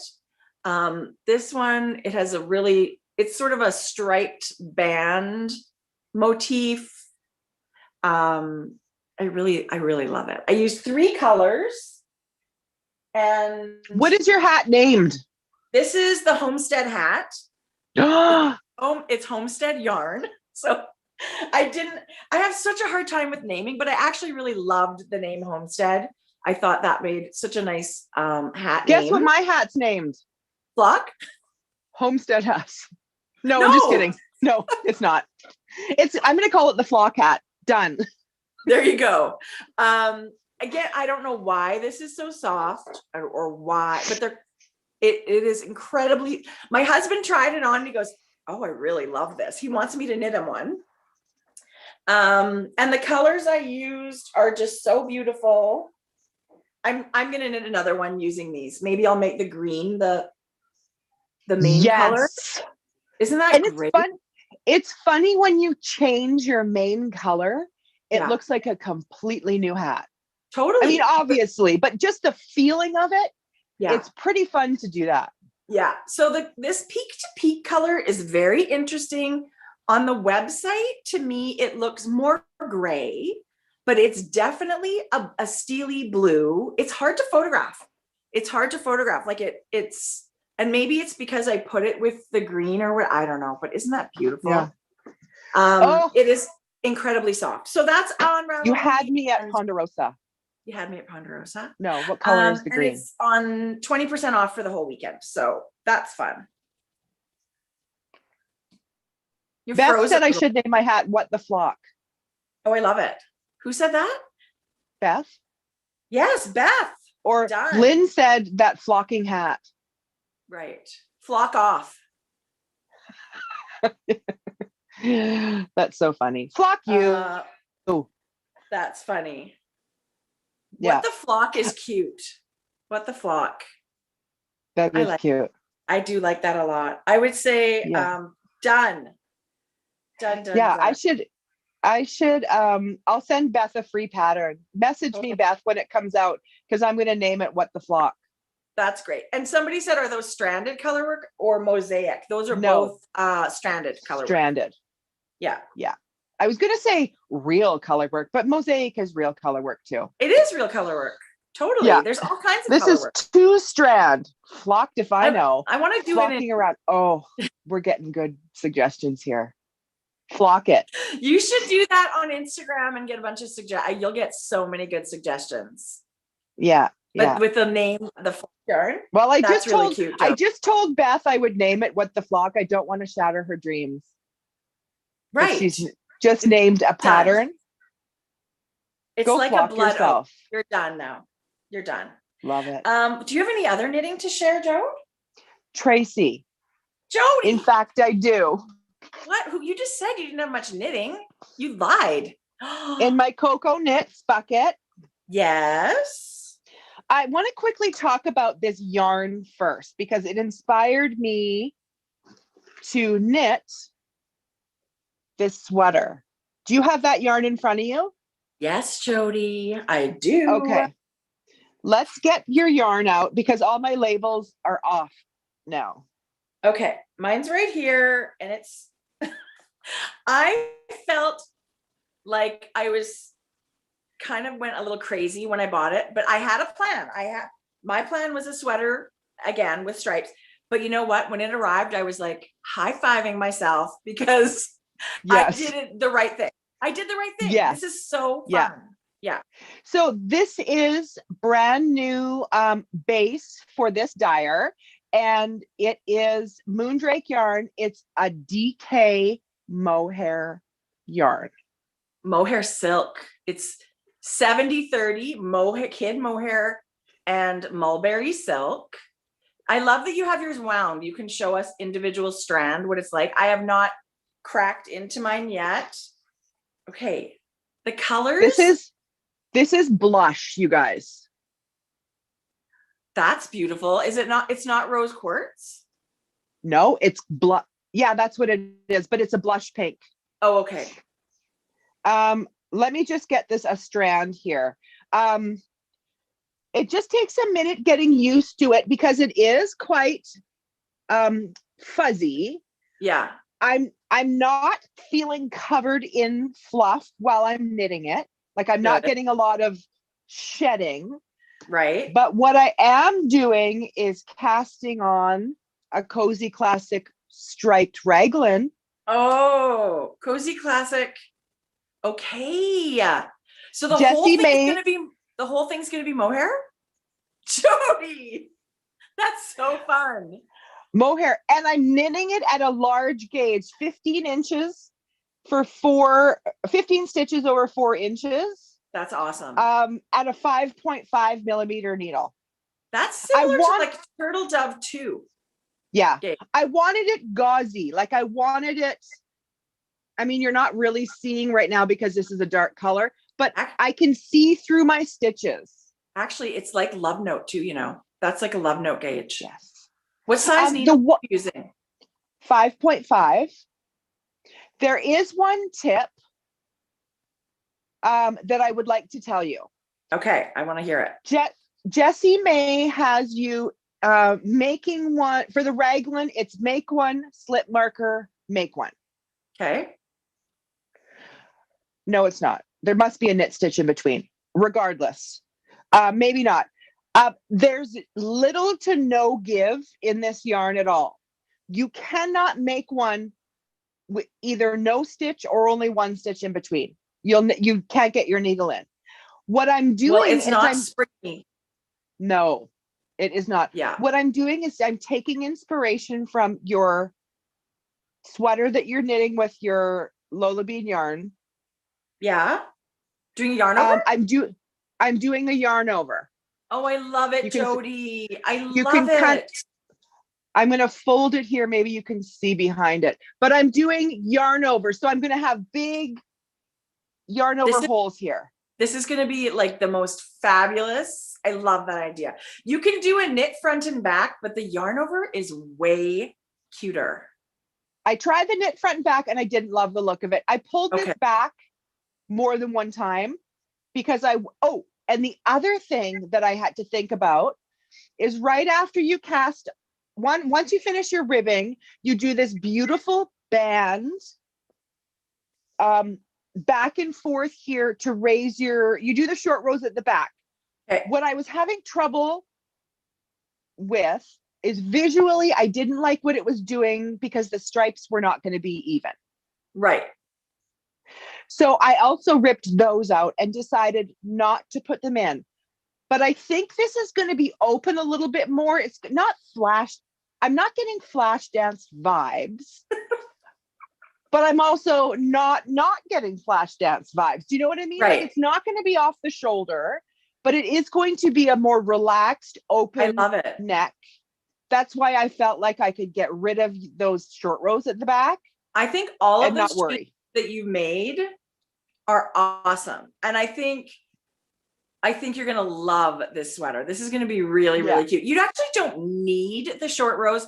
And that Strange Brew class we took with Alexa was so interesting because she did talk about short rows to raise the back of your sweater and where to place them. Like she said, typically they don't love doing short rows right at the back. She said if they're doing a yoked sweater, they'll do the short rows just under the yoke before you split for the sleeves, I think she Yeah. said.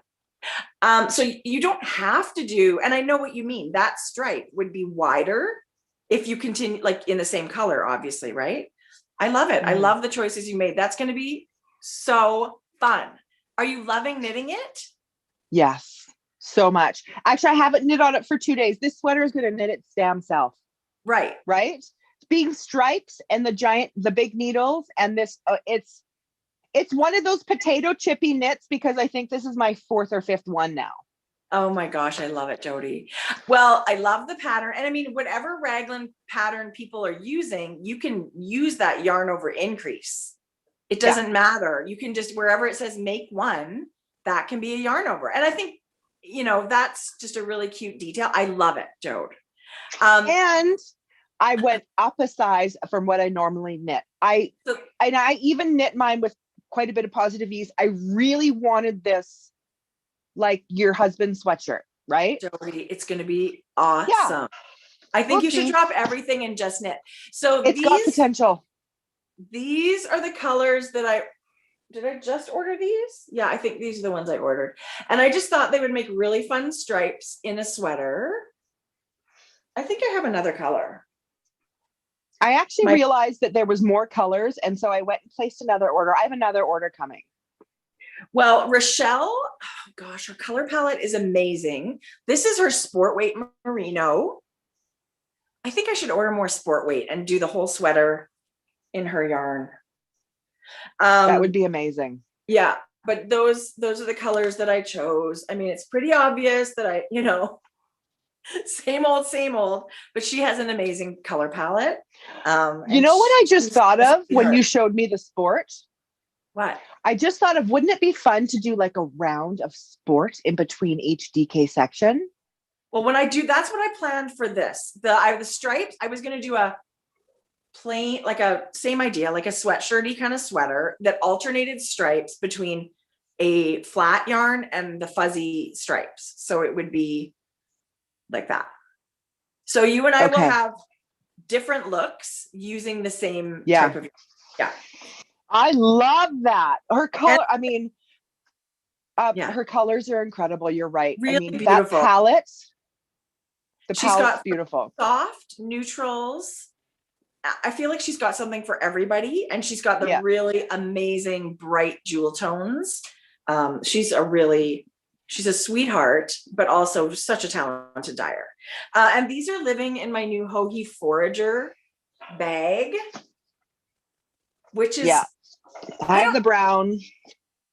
Jodi, I wanted to ask her so many questions. Honestly, they crank up new designs, not just new colors of existing patterns that they've designed, but like, it seems like there's something fun and fresh always coming from Joji Co. Just like Hoagie's got beautiful knitted designs where you think, oh my gosh, that's so original and beautiful. I feel like she translates that through to the leather company. I completely agree. Yeah. Anyway, love. I feel like when I saw this one, I thought that's totally a handbag. Like, yes, it's going to hold my knitting, but I imagine this as a all the time bag. I completely agree. I thought the handles were incredible, how they went through with the grommets. Yeah. I just thought those little details were beautiful. It's a bucket bag, no pockets, similar to the Pampa style where it's a bucket, but this is shaped differently. Like the bottom's kind of square, or it is a square. And then the straps are the star, I guess, right? Hammered leather. So what was this called? Forage. So it just had its first update. Maybe there'll be some in the update today. You guys could check that out. Maybe. Oh yeah. I have such a weakness. You guys, I love it. I'm a bag lady, and they make it too easy. I would much rather buy these handmade special pieces than I've never been so excited about, handmade leather bags. Oh, I agree. Okay, what are you knitting? Okay. I have a little bit of sock talk. I do too. Do you? Yay. I finished my Sienna sock. So there are amazing, wonderful knitters testing one. It's got a little party at the top and then a little pinstripe. Oh my gosh. Wow. What? The tester? I was just gonna say, you should see some of the yarns, like a faded one, like those Shirley Bryan fades, and just beautiful speckles. And it's a simple, but I like this so much. And this is done in the Sienna color from La Bien Aimée. It's got a little twisted rib heel flap. It's simple, but I love it. So that'll come out in March. Excuse me. March. Yes. I'm boring. Sorry, I'm yawning. Death. No, your sock is not boring me. I just have a little bit. I cast on my Jasper socks. Joey. The second one. The second. Look at you. Like only because it has to be for the pattern. I'm crazy about it. Crazy about your pattern. I absolutely love it.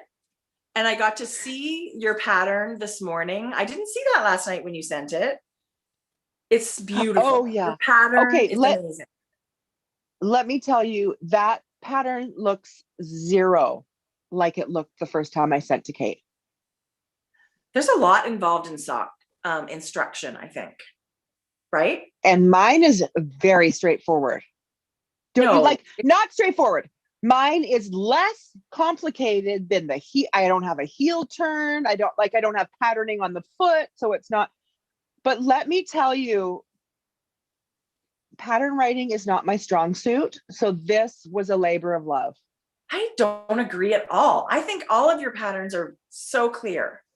I mean, they get I think your pattern looks amazing. And you can see all the work in your step. You've got a step-by-step picture tutorial for cutting in heels. It's a great that will also be, as I get like 3 inches past where I cut in my heel, you'll notice I only had like half an inch where I was inserting the needle. I'm going to do new pictures where you almost won't see these needles because I've knit farther past, just a little bit. I mean, it just needed refinement. Oh, I should be paying Kate double. Bravo. It looks amazing. Thank you. And I cannot wait to knit it.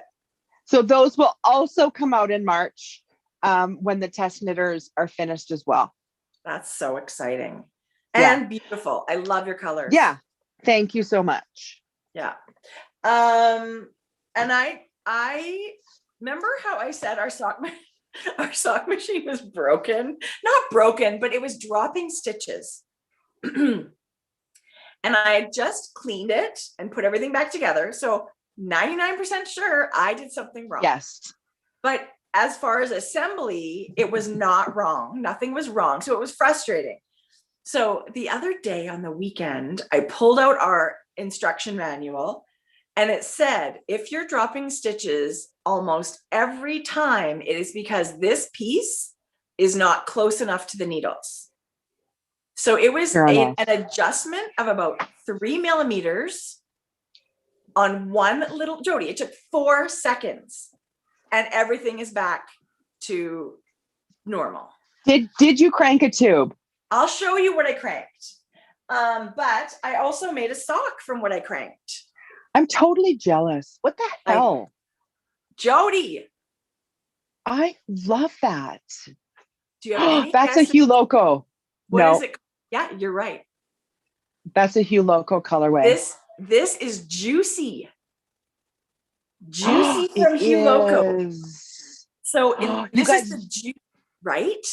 So this is the Juicy sock set. So these are 2 minis. You get this super cool celery green and this kind of an indigo, and you can see that that's a speckle in there. So I cranked. I love you. I cranked the tube, and then you think, okay, well, am I just going to do heels, toes, and cuffs? What am I going to do? And I just started striping. I don't know why. It was just fun. Because stripes are amazing. They're simple, but they're so cute, right? So I'm going to make the other one. Because I bought like 6 of her fall colorway sock sets, maybe more. I have a bunch. So here's the thing. I feel like you should come pick this up. I'll put it on my front step. It's not a big deal. I feel like I need my own. Do you know what I mean? Okay, here's my thinking. It's very extravagant to say I want my own. But here's the thing. I would have probably hung my sock on there, my design stock, after I did my cuff. I could have put the live stitches on. Do you know what I mean? And cranked the tube onto my sock. It would be very tricky. I don't know. I don't know about that. Anyway, I feel like it's one of those things. It's tough to share because it's very not transportable. I mean, yes and no. When there's not coronavirus, you come over for coffee and we have cranking tube parties, or you could just take it home and we could. So you do what you want. It's not one of those just I take it home, because it's fucking heavy as hell. Yeah, the machine itself, but it is. You could get Shane to come pick it up. As much as I would love to say, yes, it's an easily thing we can share, it's real. Unfortunately, it's not. Well, it kind of is. It is. Like, you could come over and do it anytime, most times. Yeah. It just depends how much cranking you do. If it's something like, you do, if you just get the urge to crank a tube, you go, oh shit, it's not here. Yeah, you're right. That part is, And I know instant gratification we can be. Your socks are incredible. Yeah, super fun colors. So that was one. And then, of course, I'm so excited this stupid thing's working again that I knew it wasn't the machine. It was working like it was so smooth. Everything was just so beautiful. Okay, here's a new one. Oh, geez. Jeez, Louise. How fun is that? It can't be any more fun. Tell us about the yarn. This is Area 51 Fibers. She's a Canadian dyer. So I kept a little bit to do my heels, toes, and cuffs. I don't know what I'm going to do. She's kind of new to me. I didn't always know about her. I did not always know about her either. Yeah. Her name is Bella. That's her label. This is Lumberjane. Oh, I love it. Isn't that cute? Yeah. So I don't know. What would you do with that? Black or more of the stripes or what? You know what I think for me is super fun? Put it like an unexpected color. Right. Like not a matching color, and maybe not for the cuff, because you'll see the cuff and that might bother somebody, but for your heel and your toe when it's in your foot or you're just at home. Totally. Let's put a neon purple in there. Yeah, or like neon minty green, like a super. There you go. Really fun one from Lemonade Shop. Yeah. So I always keep. How about a speckle? A speckle. Totally. Yeah. So I just didn't get to knitting the sock yet. Maybe I'll try and do some of that for next week. But I was so happy that it worked. I was trying to use a tweed yarn before, so I thought, oh, it's the tweed yarns dropping stitches. So I'm gonna try the tweed again because I really liked it. Oh, good. I bought some Knit Picks tweed yarn. It's really nice. So my next challenge to you is let's get that darn ribber working. Jodi, I know. Tracie, it's going to be one of those things you put an X amount of time to figure it out and you think, I can't believe I didn't do this. You're right. When we do that and get it, we're just going to be like off to the races. Do like a 1x1 rib for a couple of inches, go to a 3x1 rib, and then do where you do half ribbed on the top and then stockinette on the, that is my goal. Obviously it's my goal. I also did one of these Yarn Hero colors. Yes. It's so short. I know. Well, this was the second one. It's more than long enough to make a shorty. Like, you only have enough for one shorty? But I've got another one of these tubes. Oh, okay. I've got another one. Okay. Oh yeah, perfect. And that's enough. That's like what's the name of a ballerina length for a sock? Do you know what I mean? Like not long, but like just like I don't know. Above your ankle, like a couple of inches. Yeah. So that's plenty for that. And I have yarn left. I don't think I'm going to do a contrast for these. I think I'll just use that's more fun. of the same yarn. So it looks like fun-ish, but it's a merino nylon 80/20. It's beautiful. I really like it. Thank goodness I got the machine working because I've bought some of her yarn. Did you? Who, Area 51? No, Yarn yes. Hero. Yeah, some. That's a nice one. I bought some of her yarn. I think it's really, really fun. So you know what? For sock machines. Oh, I'm so glad you figured it out. Yeah. You know what I brought that I just showed quickly? Do you remember you knitting me this? Yes, I did. That's washed out in yarn ink. Isn't that beautiful, Jodi? This is a Hohi pattern. Yes, it is. It's called washed out. I have been so long since I've actually taken it out and looked at it, you guys. It is so beautiful. It's one of those asymmetrical triangles. Yeah. With beautiful like yarn over panelings in between, and then some really uncomplicated stripes and lace.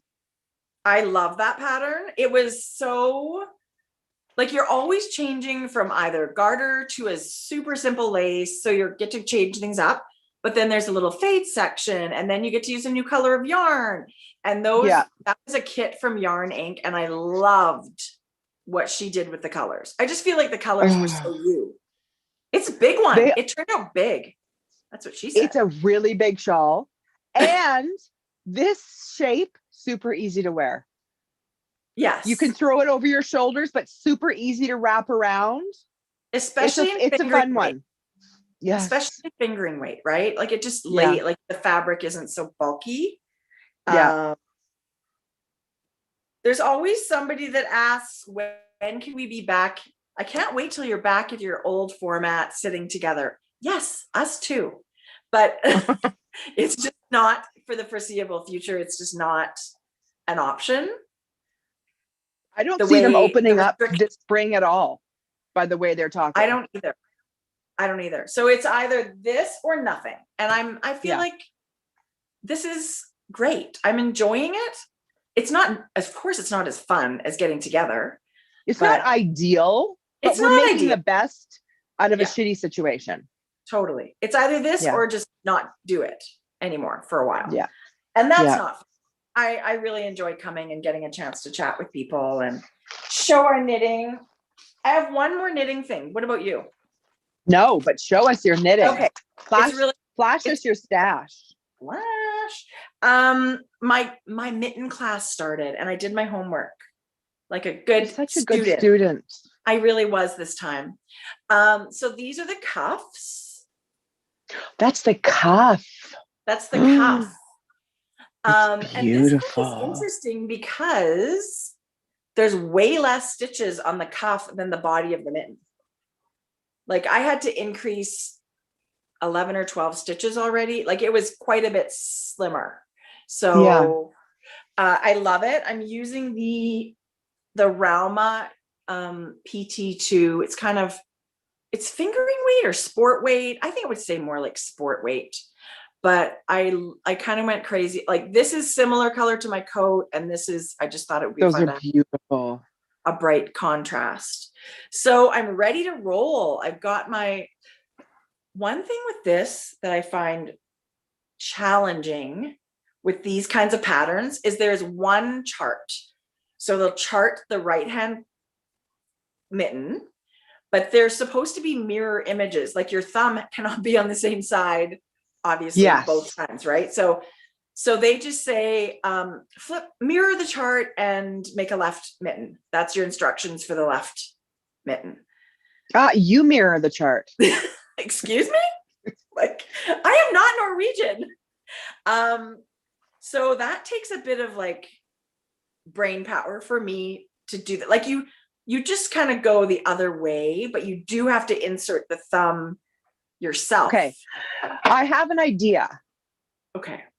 Can't you take a picture of it and use the filter? Yes. Going like that and then print it? Yes. Okay. So you can absolutely do that. And somebody shared that in our first class. And then you do that and then print it out. And then I think it mostly works. I think you just have to put your thumb. I don't know if the thumb's in the right spot, but there are little tricks like that. But the patterns don't, like, modern patterns are so nice, right? For us, they just show us everything. So I think it's fun to do things like that every once in a while that, I don't know, feel like a bit of a challenge for yourself. I agree, because it's always good to go outside your comfort zone. And look, you found something you love. I mean, you knew you liked color work, but like, this is really traditional Fair Isle knitting that you really haven't delved into, but now you're so familiar. Yeah. So it's good. I'm really enjoying the class. And then every week you get a video. Aren't you getting like history as well? Like, you're getting. Yes. She tells you really fun stories about, I mean, there's an industry of knitting Selbu mittens to keep families from, like, putting food on their table. Like, families would knit, kids would be out in you would be knitting out in the field. You would be knitting as not for pleasure, but for, the economy, to keep food on your table. And everybody in the family knit. And these Selbu knitters they did not have patterns. They're making the patterns. They're making it up as they go. So certain farms would have their certain style, like their pattern would look. So if you lost a mitten, they'd be like, oh, that's, Frank's from down the road. That's their pattern. It's pretty interesting. I like it very, very much. So I love it. I love the classes. I don't normally love like all that, like, history of knitting and stuff, but for our knit night, my job was to bring some trivia questions. And I have to say, I didn't hate learning about like the history of knitting. It was only men that knit originally. I know, like, women did not do it. It is, I think, and I think maybe listening to Stephanie Pearl McPhee, she's the one that started telling. For me, it was the first time I'd heard sort of history of knitting and how it has supported knitting for the war effort, and all, like, knitting socks for soldiers and hats and stuff like that. There is so much fascinating history about weaving and knitting, like textile based stuff, that if you're sitting at home thinking, I'm going to look something up, you will be amazed. And one of the patterns, you might be bored, but there will be something you'll pick out of it. Think, oh, it might put you to sleep when you're, having an insomnia attack. But in that big Selbu mitten book that I shared, the big hardcover book, and it's historical patterns, there's a pattern in there from a woman, like from the late 1800s. And later in her life, she immigrated to the United States and was a freaking serial killer. She did not kill people with knitting needles, but she should have. I did not know, because then all the knitters get a bad rap and we can't knit on airplanes, that's true. Stuff like that. But anyway, that was kind of a weird, like, U-turn in the what? That was like the what category of love that. It's fun though. I love the classes. They're presented in a way that it's a video. Like, I can play it when I have time. I don't have to make time for the class. It's there when I have time. So when do you go do it? On the weekends? So Saturdays, you'll get a new video for our mitten class. We get a new video Saturday and a new assignment. And then then in the middle of the week, there's a live Zoom check-in. So you can meet with everybody and ask questions if you have to. Yeah. And then the next Saturday is a new lesson. So I'm trying to keep up. The reason I did both cuffs is because I want to try and keep up. So by the end, I've got a pair of mittens. I don't have to start over again. So you rock. I don't know about that, but I am having fun. So I wonder if I took the class, can I get somebody else to knit it for me? Would that not defeat the purpose? I'll knit you a pair. Jodi, you pick colors and I'll knit. Yes. Isn't it funny? I mean, I would enjoy knitting those for myself. They're super fun. I'm like, I shouldn't feel guilty about getting that sweater knit for me, but I kind of have a little bit of guilt. Anyway, moving along. Tell me. these are similar to like a sock stitch count in that area. So it's not all that different really than knitting like half a sock. Right.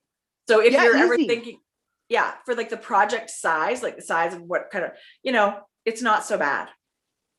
I feel like I want to use that. What's the yarn I'm using for those Christmas balls? Oh yeah, Nepal. Drops Nepal. I feel like I should start with those. No, those are Aran. Jodi, there's a pattern by Ellie of Skein-Deer that uses Aran yarn. I'm going to knit it and just use fun colors all over. Pardon? I love that. And just use fun colors all over. Yeah. Okay. Okay. I think we should show yarn. Okay, let's show what yarn and goodies came into our life, and then we can hit the road. My family will be home soon. I'll make show notes. My house, does your house, see, you've got everything in your area there that you can shut the door and stuff. My house looks like a bomb went off after this. Yeah, you know what? I'm sorry about that, because there is a real perk to having a space that you can just close the door. I will tidy up when I'm done. Yeah. But now you have to put everything away. I know, Jodi. It's okay. Yeah. You notice my camera angle today? You look stunning. It's from above. It's a little bit more above than I'm used to. Did you rub Vaseline on the lens? You look beautiful. Okay, you guys, I started a new medication for my skin. I'm not kidding you. Oh, did you?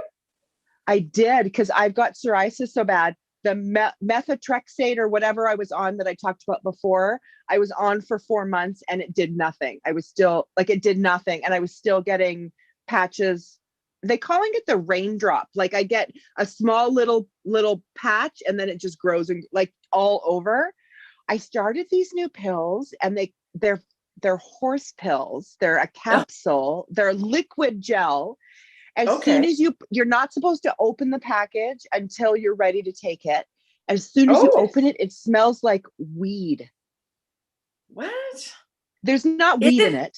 CBD bait? Oh. No, it's an actual, not that CBD can't be an actual prescription, but it suppresses your immune system because it's an autoimmune disease that you're overproducing skin cells. So this is going to suppress it, but it smells so bad. So just while you're taking it, like, does it give you bad breath and stuff? It's funny. They say do not take it without food because it will give you terrible heartburn. So I take it with a yogurt or eat it right after dinner. I'm noticing positive results after 2 weeks. Jodi, that's amazing. Yeah. And especially I would imagine this time of year for us. I mean, our winters, we're so dry. It must be the worst time of year for psoriasis and eczema right now. It's awful. I've started getting eczema. I used to get eczema patches kind of on my eyelid, and I've recently had some more. I haven't had that for years. It's not great. Okay. So yeah, what was I saying that I got off track?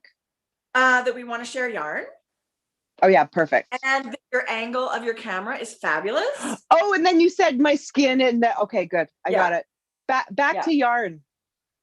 Okay. Okay, I want to show something. Show it, Jode. Oh, what? That's incredible. Okay, so Heather, our friend and dyer behind, hey babe, Lemonade Shop, does these funny colors. This is Who the F Cares. It is it has to do with COVID and being shitty. It's the colorway. It's the new colorway for the year. I think it's like her take on Pantone color of the year. Is that not what that is? Well, now that you say that, I don't know, but I don't think so. Oh, okay. I have no idea. Yes, it might be. No, I don't know. Whatever. I don't know. All I know is it's awesome. I got you one and I got me one. You did not. I did buy you one. Thanks, Jode. I mean, it's like that neon highlighter color with gray and speckles. I love it. And I felt like I didn't have any bag with these kind of highlighter. So I'm going to make a bag fabric. And it's got pink in it. Yep. Okay, that's gorgeous. I love neon pops. I don't know. I don't want to wear neon so much, but I feel like when you pair it with neutrals like that, and it's just sort of an accent that, yeah, I'm all over that. I think that's fantastic. I agree. Yeah. I love this. Jodi, that's Heather's gone. Heather's gone to a more of an update kind of system. So you'll just have to keep watch. They sell out each week, but she'll keep dyeing them. So just keep your eyes out. I think that's like, it's much less stressful to do a ready to ship update than a pre-order style. Right? Right. Right. Yeah. I love that. Okay. Speaking of neons, and I'm totally going to blame our friend Sarah for all of this, but really it's my own fault. Sarah has the Wild Strands handcrafted bag shop. She's got amazing, but she did a throw over sweater, and one of the colors in her color work was an amazing pink speckle. Like it had pink and brown and everything in it. It's this. Wow. So knitted up, this was crazy. This is Chelsea Luxe DK. This is her DK, 100% superwash merino. And this color is called On Chapel Hill. So I bought it in DK because I thought fun for color work at some point. And then I bought it on mohair. Because mohair. It's ridiculous. It needs to be like a love note or something. This is it on the, I bought it on sock yarn. Well, this is her MCN merino cashmere nylon sock yarn. It's got this like lavender base and then a crazy amount of speckles. This is all the same colorway. This is all the same color. Oh, but not of the first one. Yes. Your Isn't DK? that funny? Yeah, it's, but you don't really see the lavender base on this one. But yes, it's all, this one just maybe has more pink. So pretty. See, there's the lavender in there. Yeah. It just made it look more pink, this one. And it's hand-dyed yarn. It's going to look different. I love it. It's not going to be perfect. It is beautiful. There it is on bulky. What? Oh my God, that's gorgeous. What are you doing buying bulky? You don't buy bulky yarn. Christina sent that as a gift. Oh, she's for me? No, I'm just kidding. I'm going to buy. I would buy that. That's beautiful. Well, Jodi, then I will give it to you. We'll trade. No, do not give it.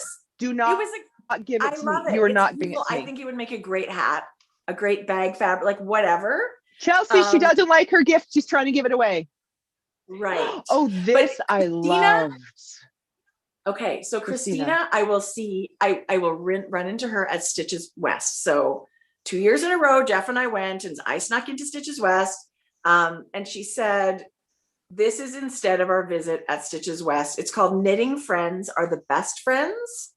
And it's a variegated sock. It's a sock set. So I want that sock set. Wow, Jodi, you can have it. No, I mean, I would like to buy that myself. You would love it. Beautiful. It's so beautiful.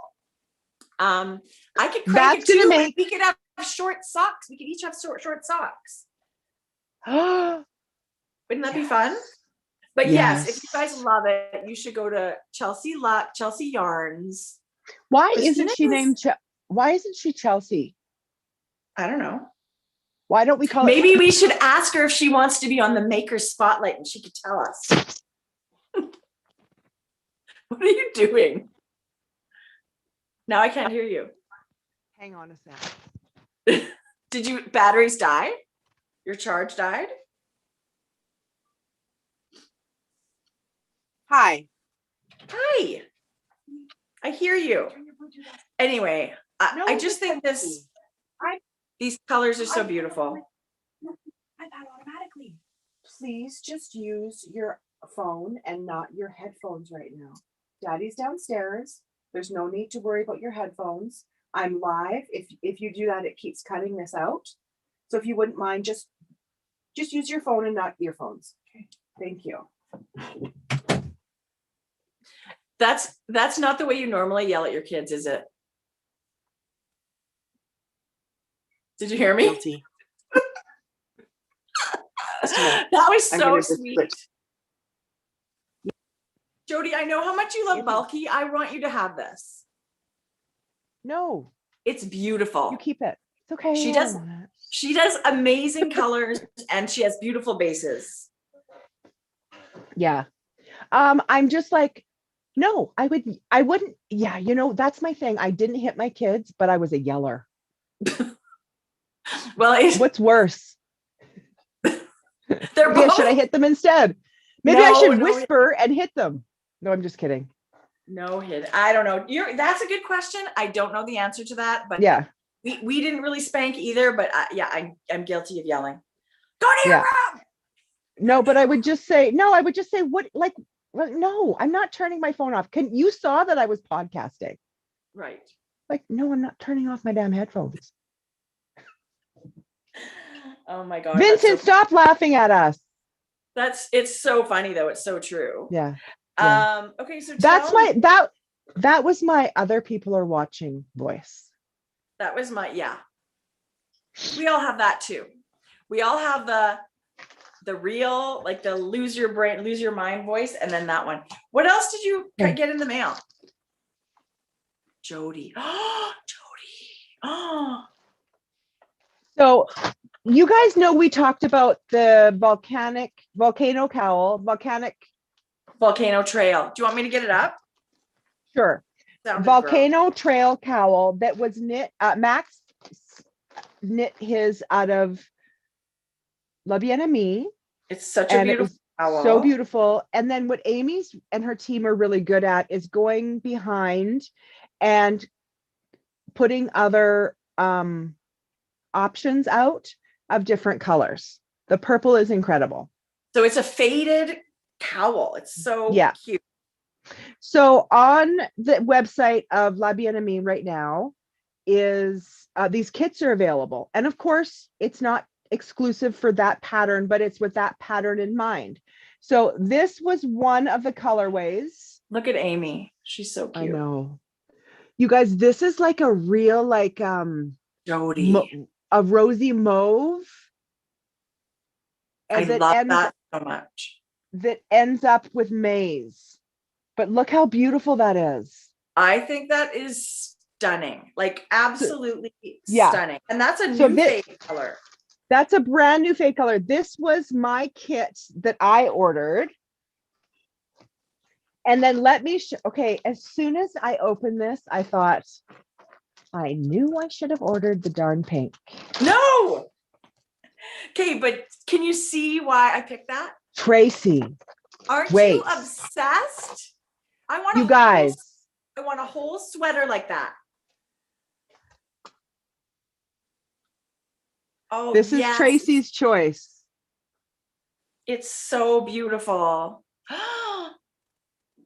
What? Look at that gray.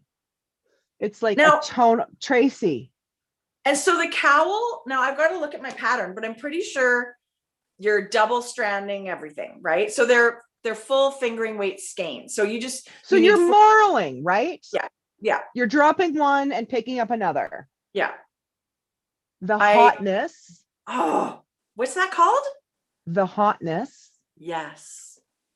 Tang. That's crazy. I love it. Tangiopia. That is so lovely. That's really beautiful. Look at the gray in that. I could have a whole hot like that's beautiful. And then stone. What a gorgeous neutral. Oh my gosh. Jodi, that's so beautiful. And a cowl. So this one, yes. These are in the shop if anyone is looking to see the different colors. There's several color options. It was hard to choose because they were really, truly all beautiful. I feel like, yeah. And I think at this point, for me, like the bright color, it's, for us, our winter is long. And I love that that's a neutral, which is kind of my comfort zone, but then a pop of a color that just makes me really happy.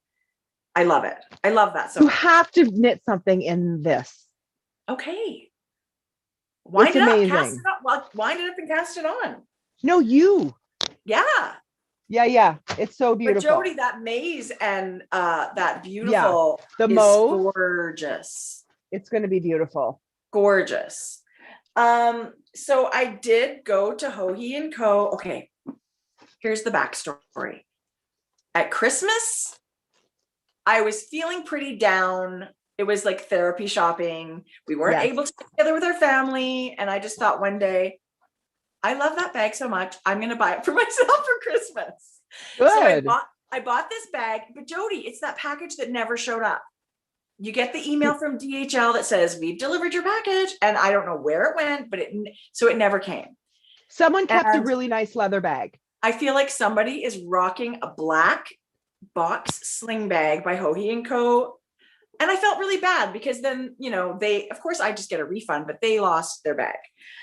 So Joji just had an update that included more of these box. Wow. And it's a chocolate brown. It's super dark. I have other It's brown really items showing from chocolate Joji. brown beautifully.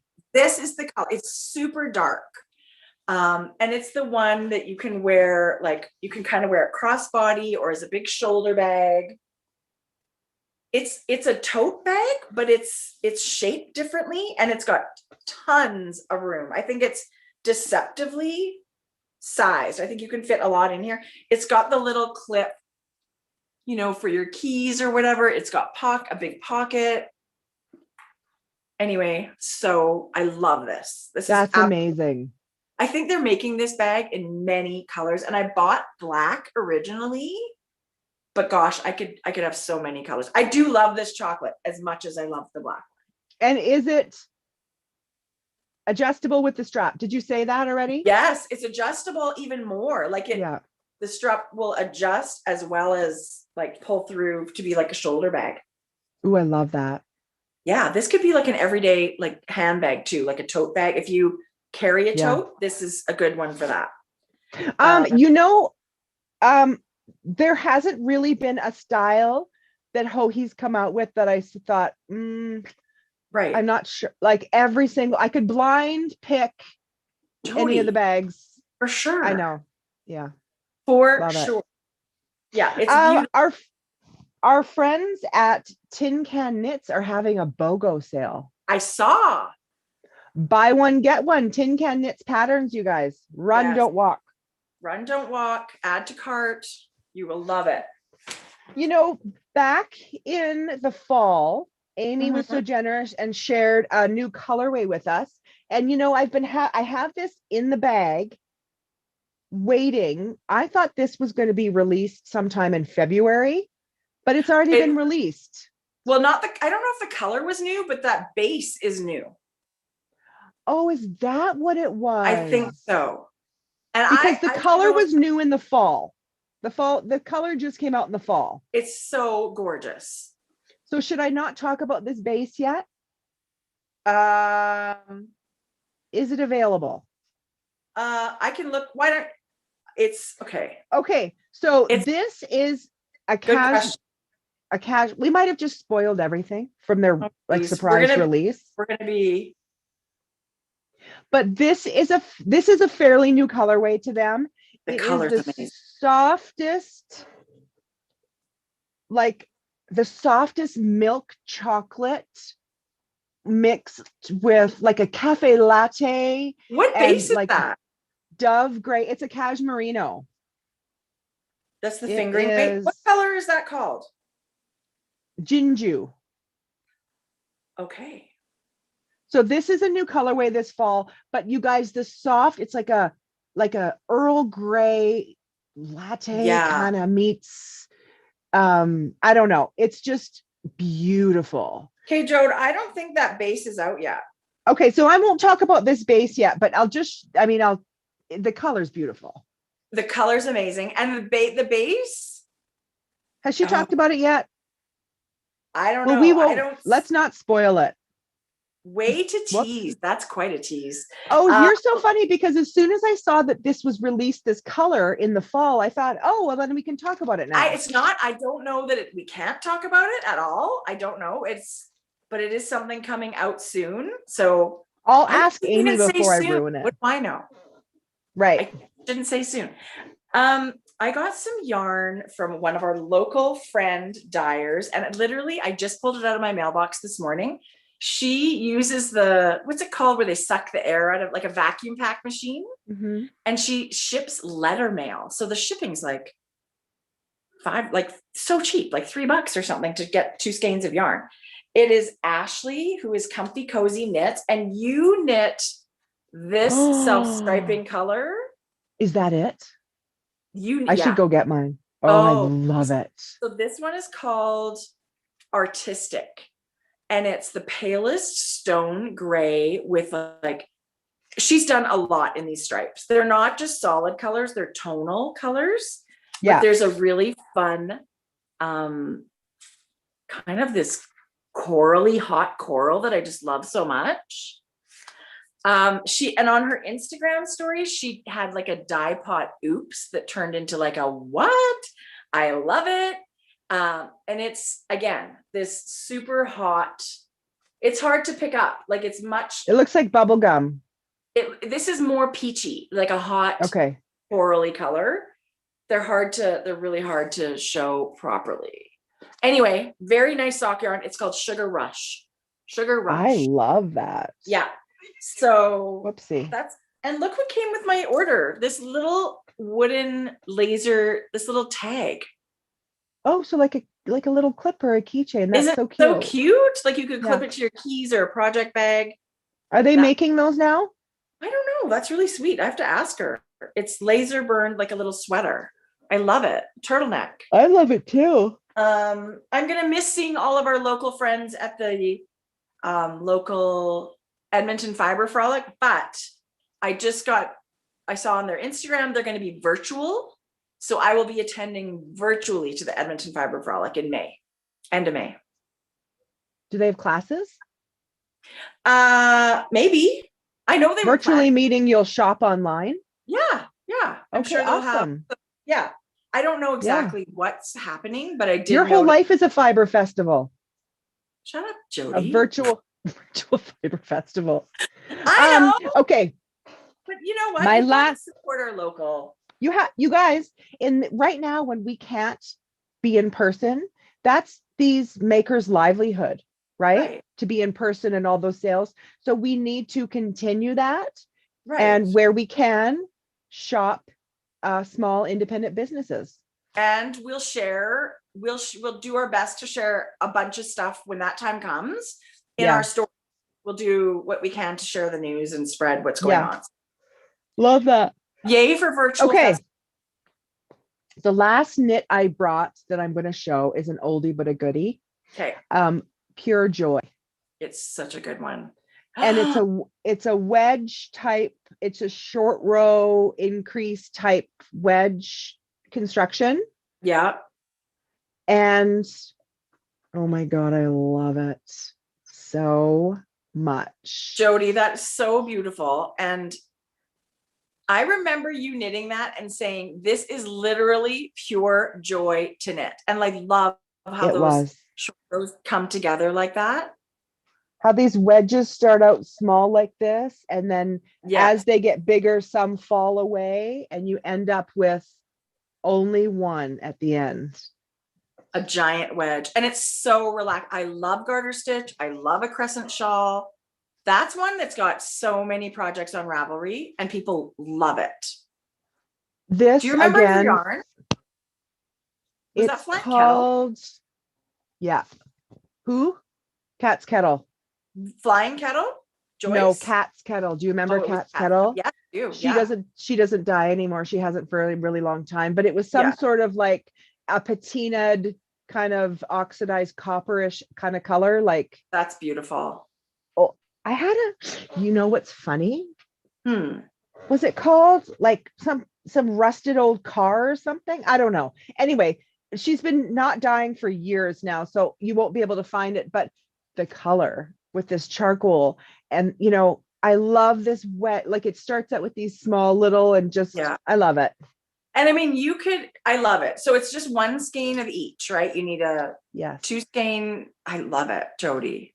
Probably 2 skeins and then 1 skein. I don't know. Maybe 1 and 1. Probably 1 and 1. I think it was just 1 and 1. Yeah. Don't you love how that last wedge, like you could make that your pop of color, or it's really beautiful. That looks great. We don't wear shawls enough. Like I've seen you trying this all on thinking, I can't remember the last time I saw that.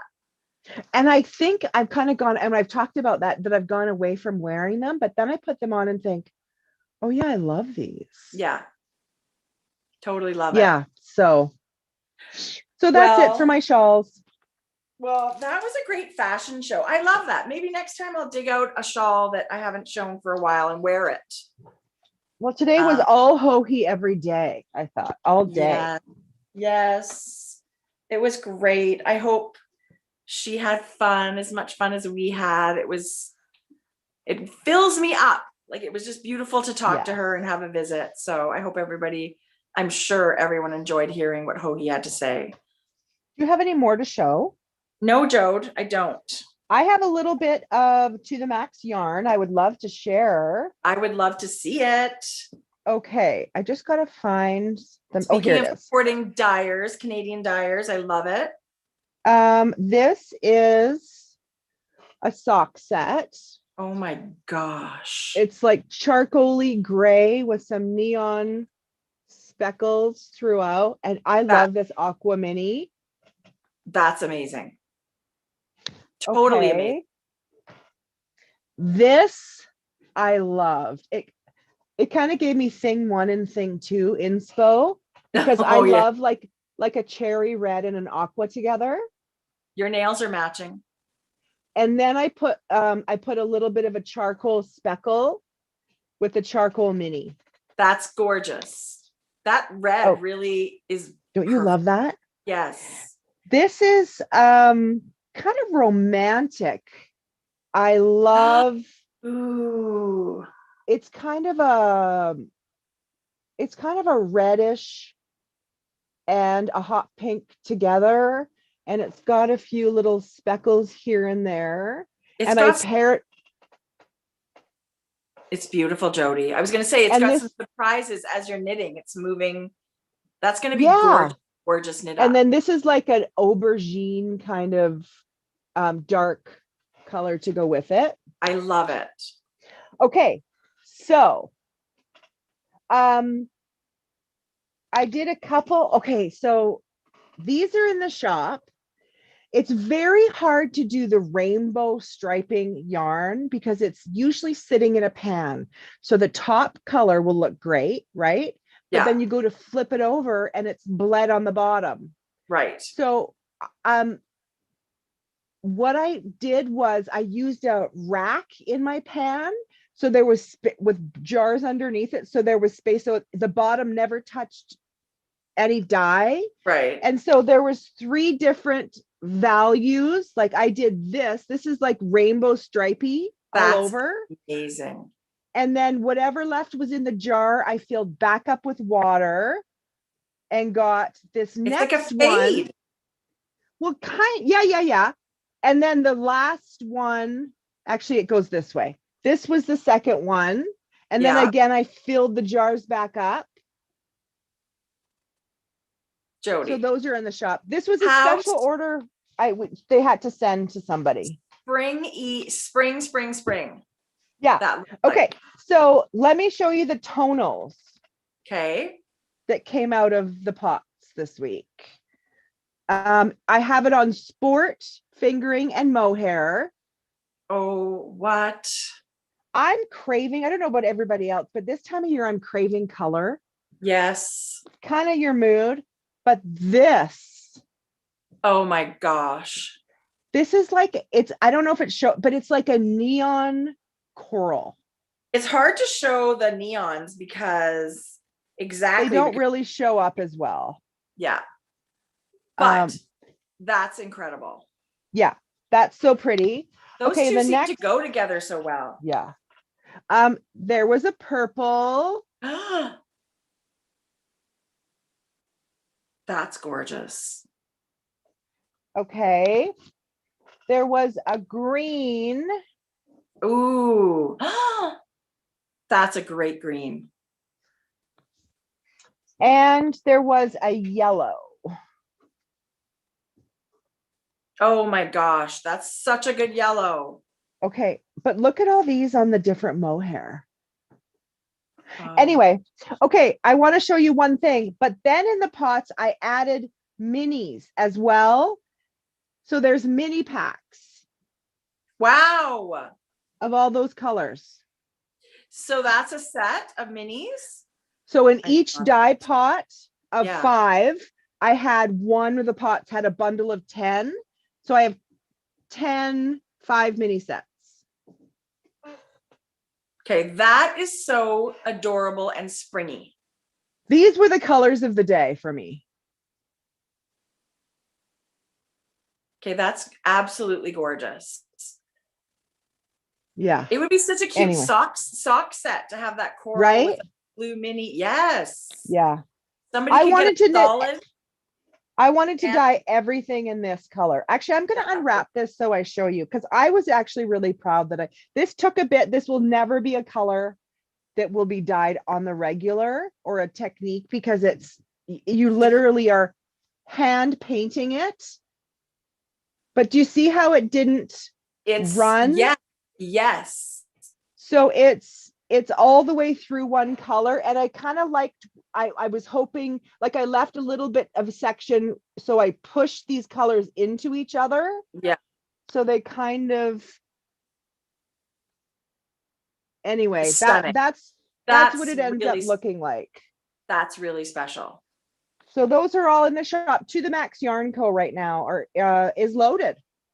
Wow. And all of that will be linked in our show notes. Yeah. Oh my gosh. I'm going to need to, oh my gosh.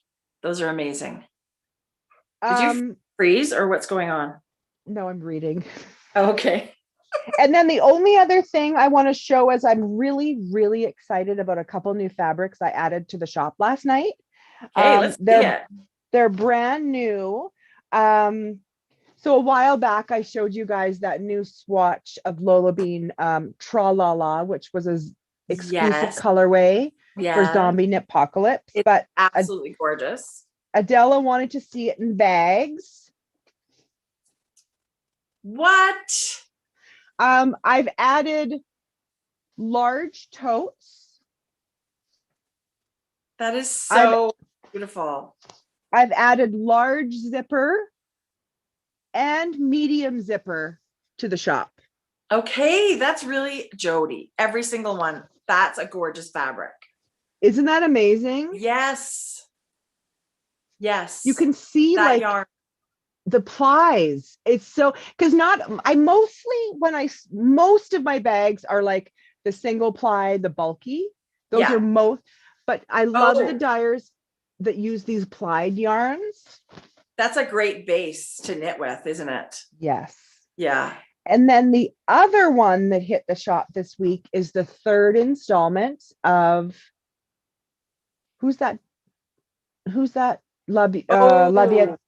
animator. I don't know offhand. Yes, I know who you're talking about. This is called Totoro and May. This is the third colorway in her celebration of the Japanese animation director. I think that's this color right here. Yeah. That's this. That's amazing.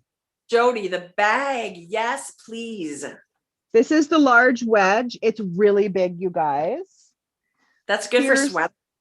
The medium wedge. This also works for sweaters. You're just not going to carry every ball you're going to use. And I mean, in the bag. Yes, Jodi, I love that. And then I love a bucket tote. The bag fabric that's Miyazaki. Oh yes. Thank you. The bag fabric that's not in the shop because I haven't gotten the your pink sienna sample yet is Jasper. That's Jasper? This is Jasper. Wow. That's gorgeous. I mean, it's going to photograph a touch different, but it's Jasper. That is so beautiful. These bags, I'm going to wait to have Sienna too, so they'll both be released at the same time. Oh my gosh, Jode, that's absolutely gorgeous. Yeah. That must have been exciting. It must be exciting to get new fabrics in the mail. Like you take your photo and you think, but unrevealing it when it comes in the mail must be so much fun. Well, because I send them to Kelly, so all I see them in is the skein. Right. And I send them to Kelly and she knits them up and sends it back. So even that is a surprise to see them swatched. Sure. I use spoonflower.com. They're have been amazing. I use them from the very beginning. I will use them again and again. Their selection of the fabrics you can choose it's so wide. It's such quality work. And to get the fabric back and to open the box this week. Yes. Jodi, you're just a machine. Yes. Everything's amazing. Yeah. Amazing. So that's it. Well, I loved every single one. 2.5 hours. Pardon? No. Oh my God. What? I've literally done nothing but get up and do this today so far. I know. That's what our every Thursday is. It is, Jode. You're right. It is. Yeah. I feel like, and I honestly have nothing else to share now. I did want to share, it's so late, but I had a sweater that I wanted to share that just came out. Jill's. And it's so beautiful. And I didn't realize it's worsted weight yarn. Oh, that's nice. So sweater. By Jill Zielinski. She's a beautiful designer. She just, okay, I don't know why. You can't, okay, here we go. So she just put out this beautiful pullover. It looks like a round yoke with a little bit of a twisted stitch in the yoke. Like that's the pattern. It's called Winter Trellis. Oh my gosh, it's so beautiful. And it's knit in Farmer's Daughter Fibers Pishkun base. So they call it like a heavy DK, I think. It's absolutely, it's really well. The color she chose is beautiful. It's gorgeous. I think that would be such a great wardrobe staple. And when I say heavy DK, I think, ooh, fingering weighted mohair. I could totally do that in fingering weighted mohair. It's funny. That's all I want right now is fingering and mohair. Right. I have 9% left. So it's time to go. It is more than time to go. Yeah. It was a long one today. Note to self. Yeah.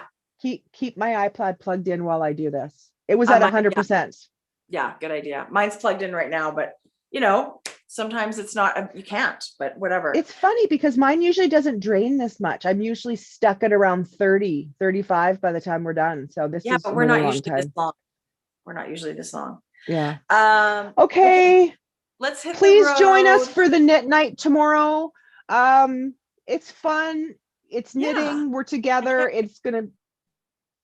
Yeah, it'll be fun. I can't wait. It'll be really fun to see. I think Adella and Amy are going to talk about dyeing a little bit. I think, right? Yeah. I'm looking forward to it. I'm really looking forward to this fun get together. But thank you for coming to join us again this week. We hope you guys get a lot of chance to craft. Yes. And relax and, feel good. We'll see you next week. Be well. Goodbye, my friends.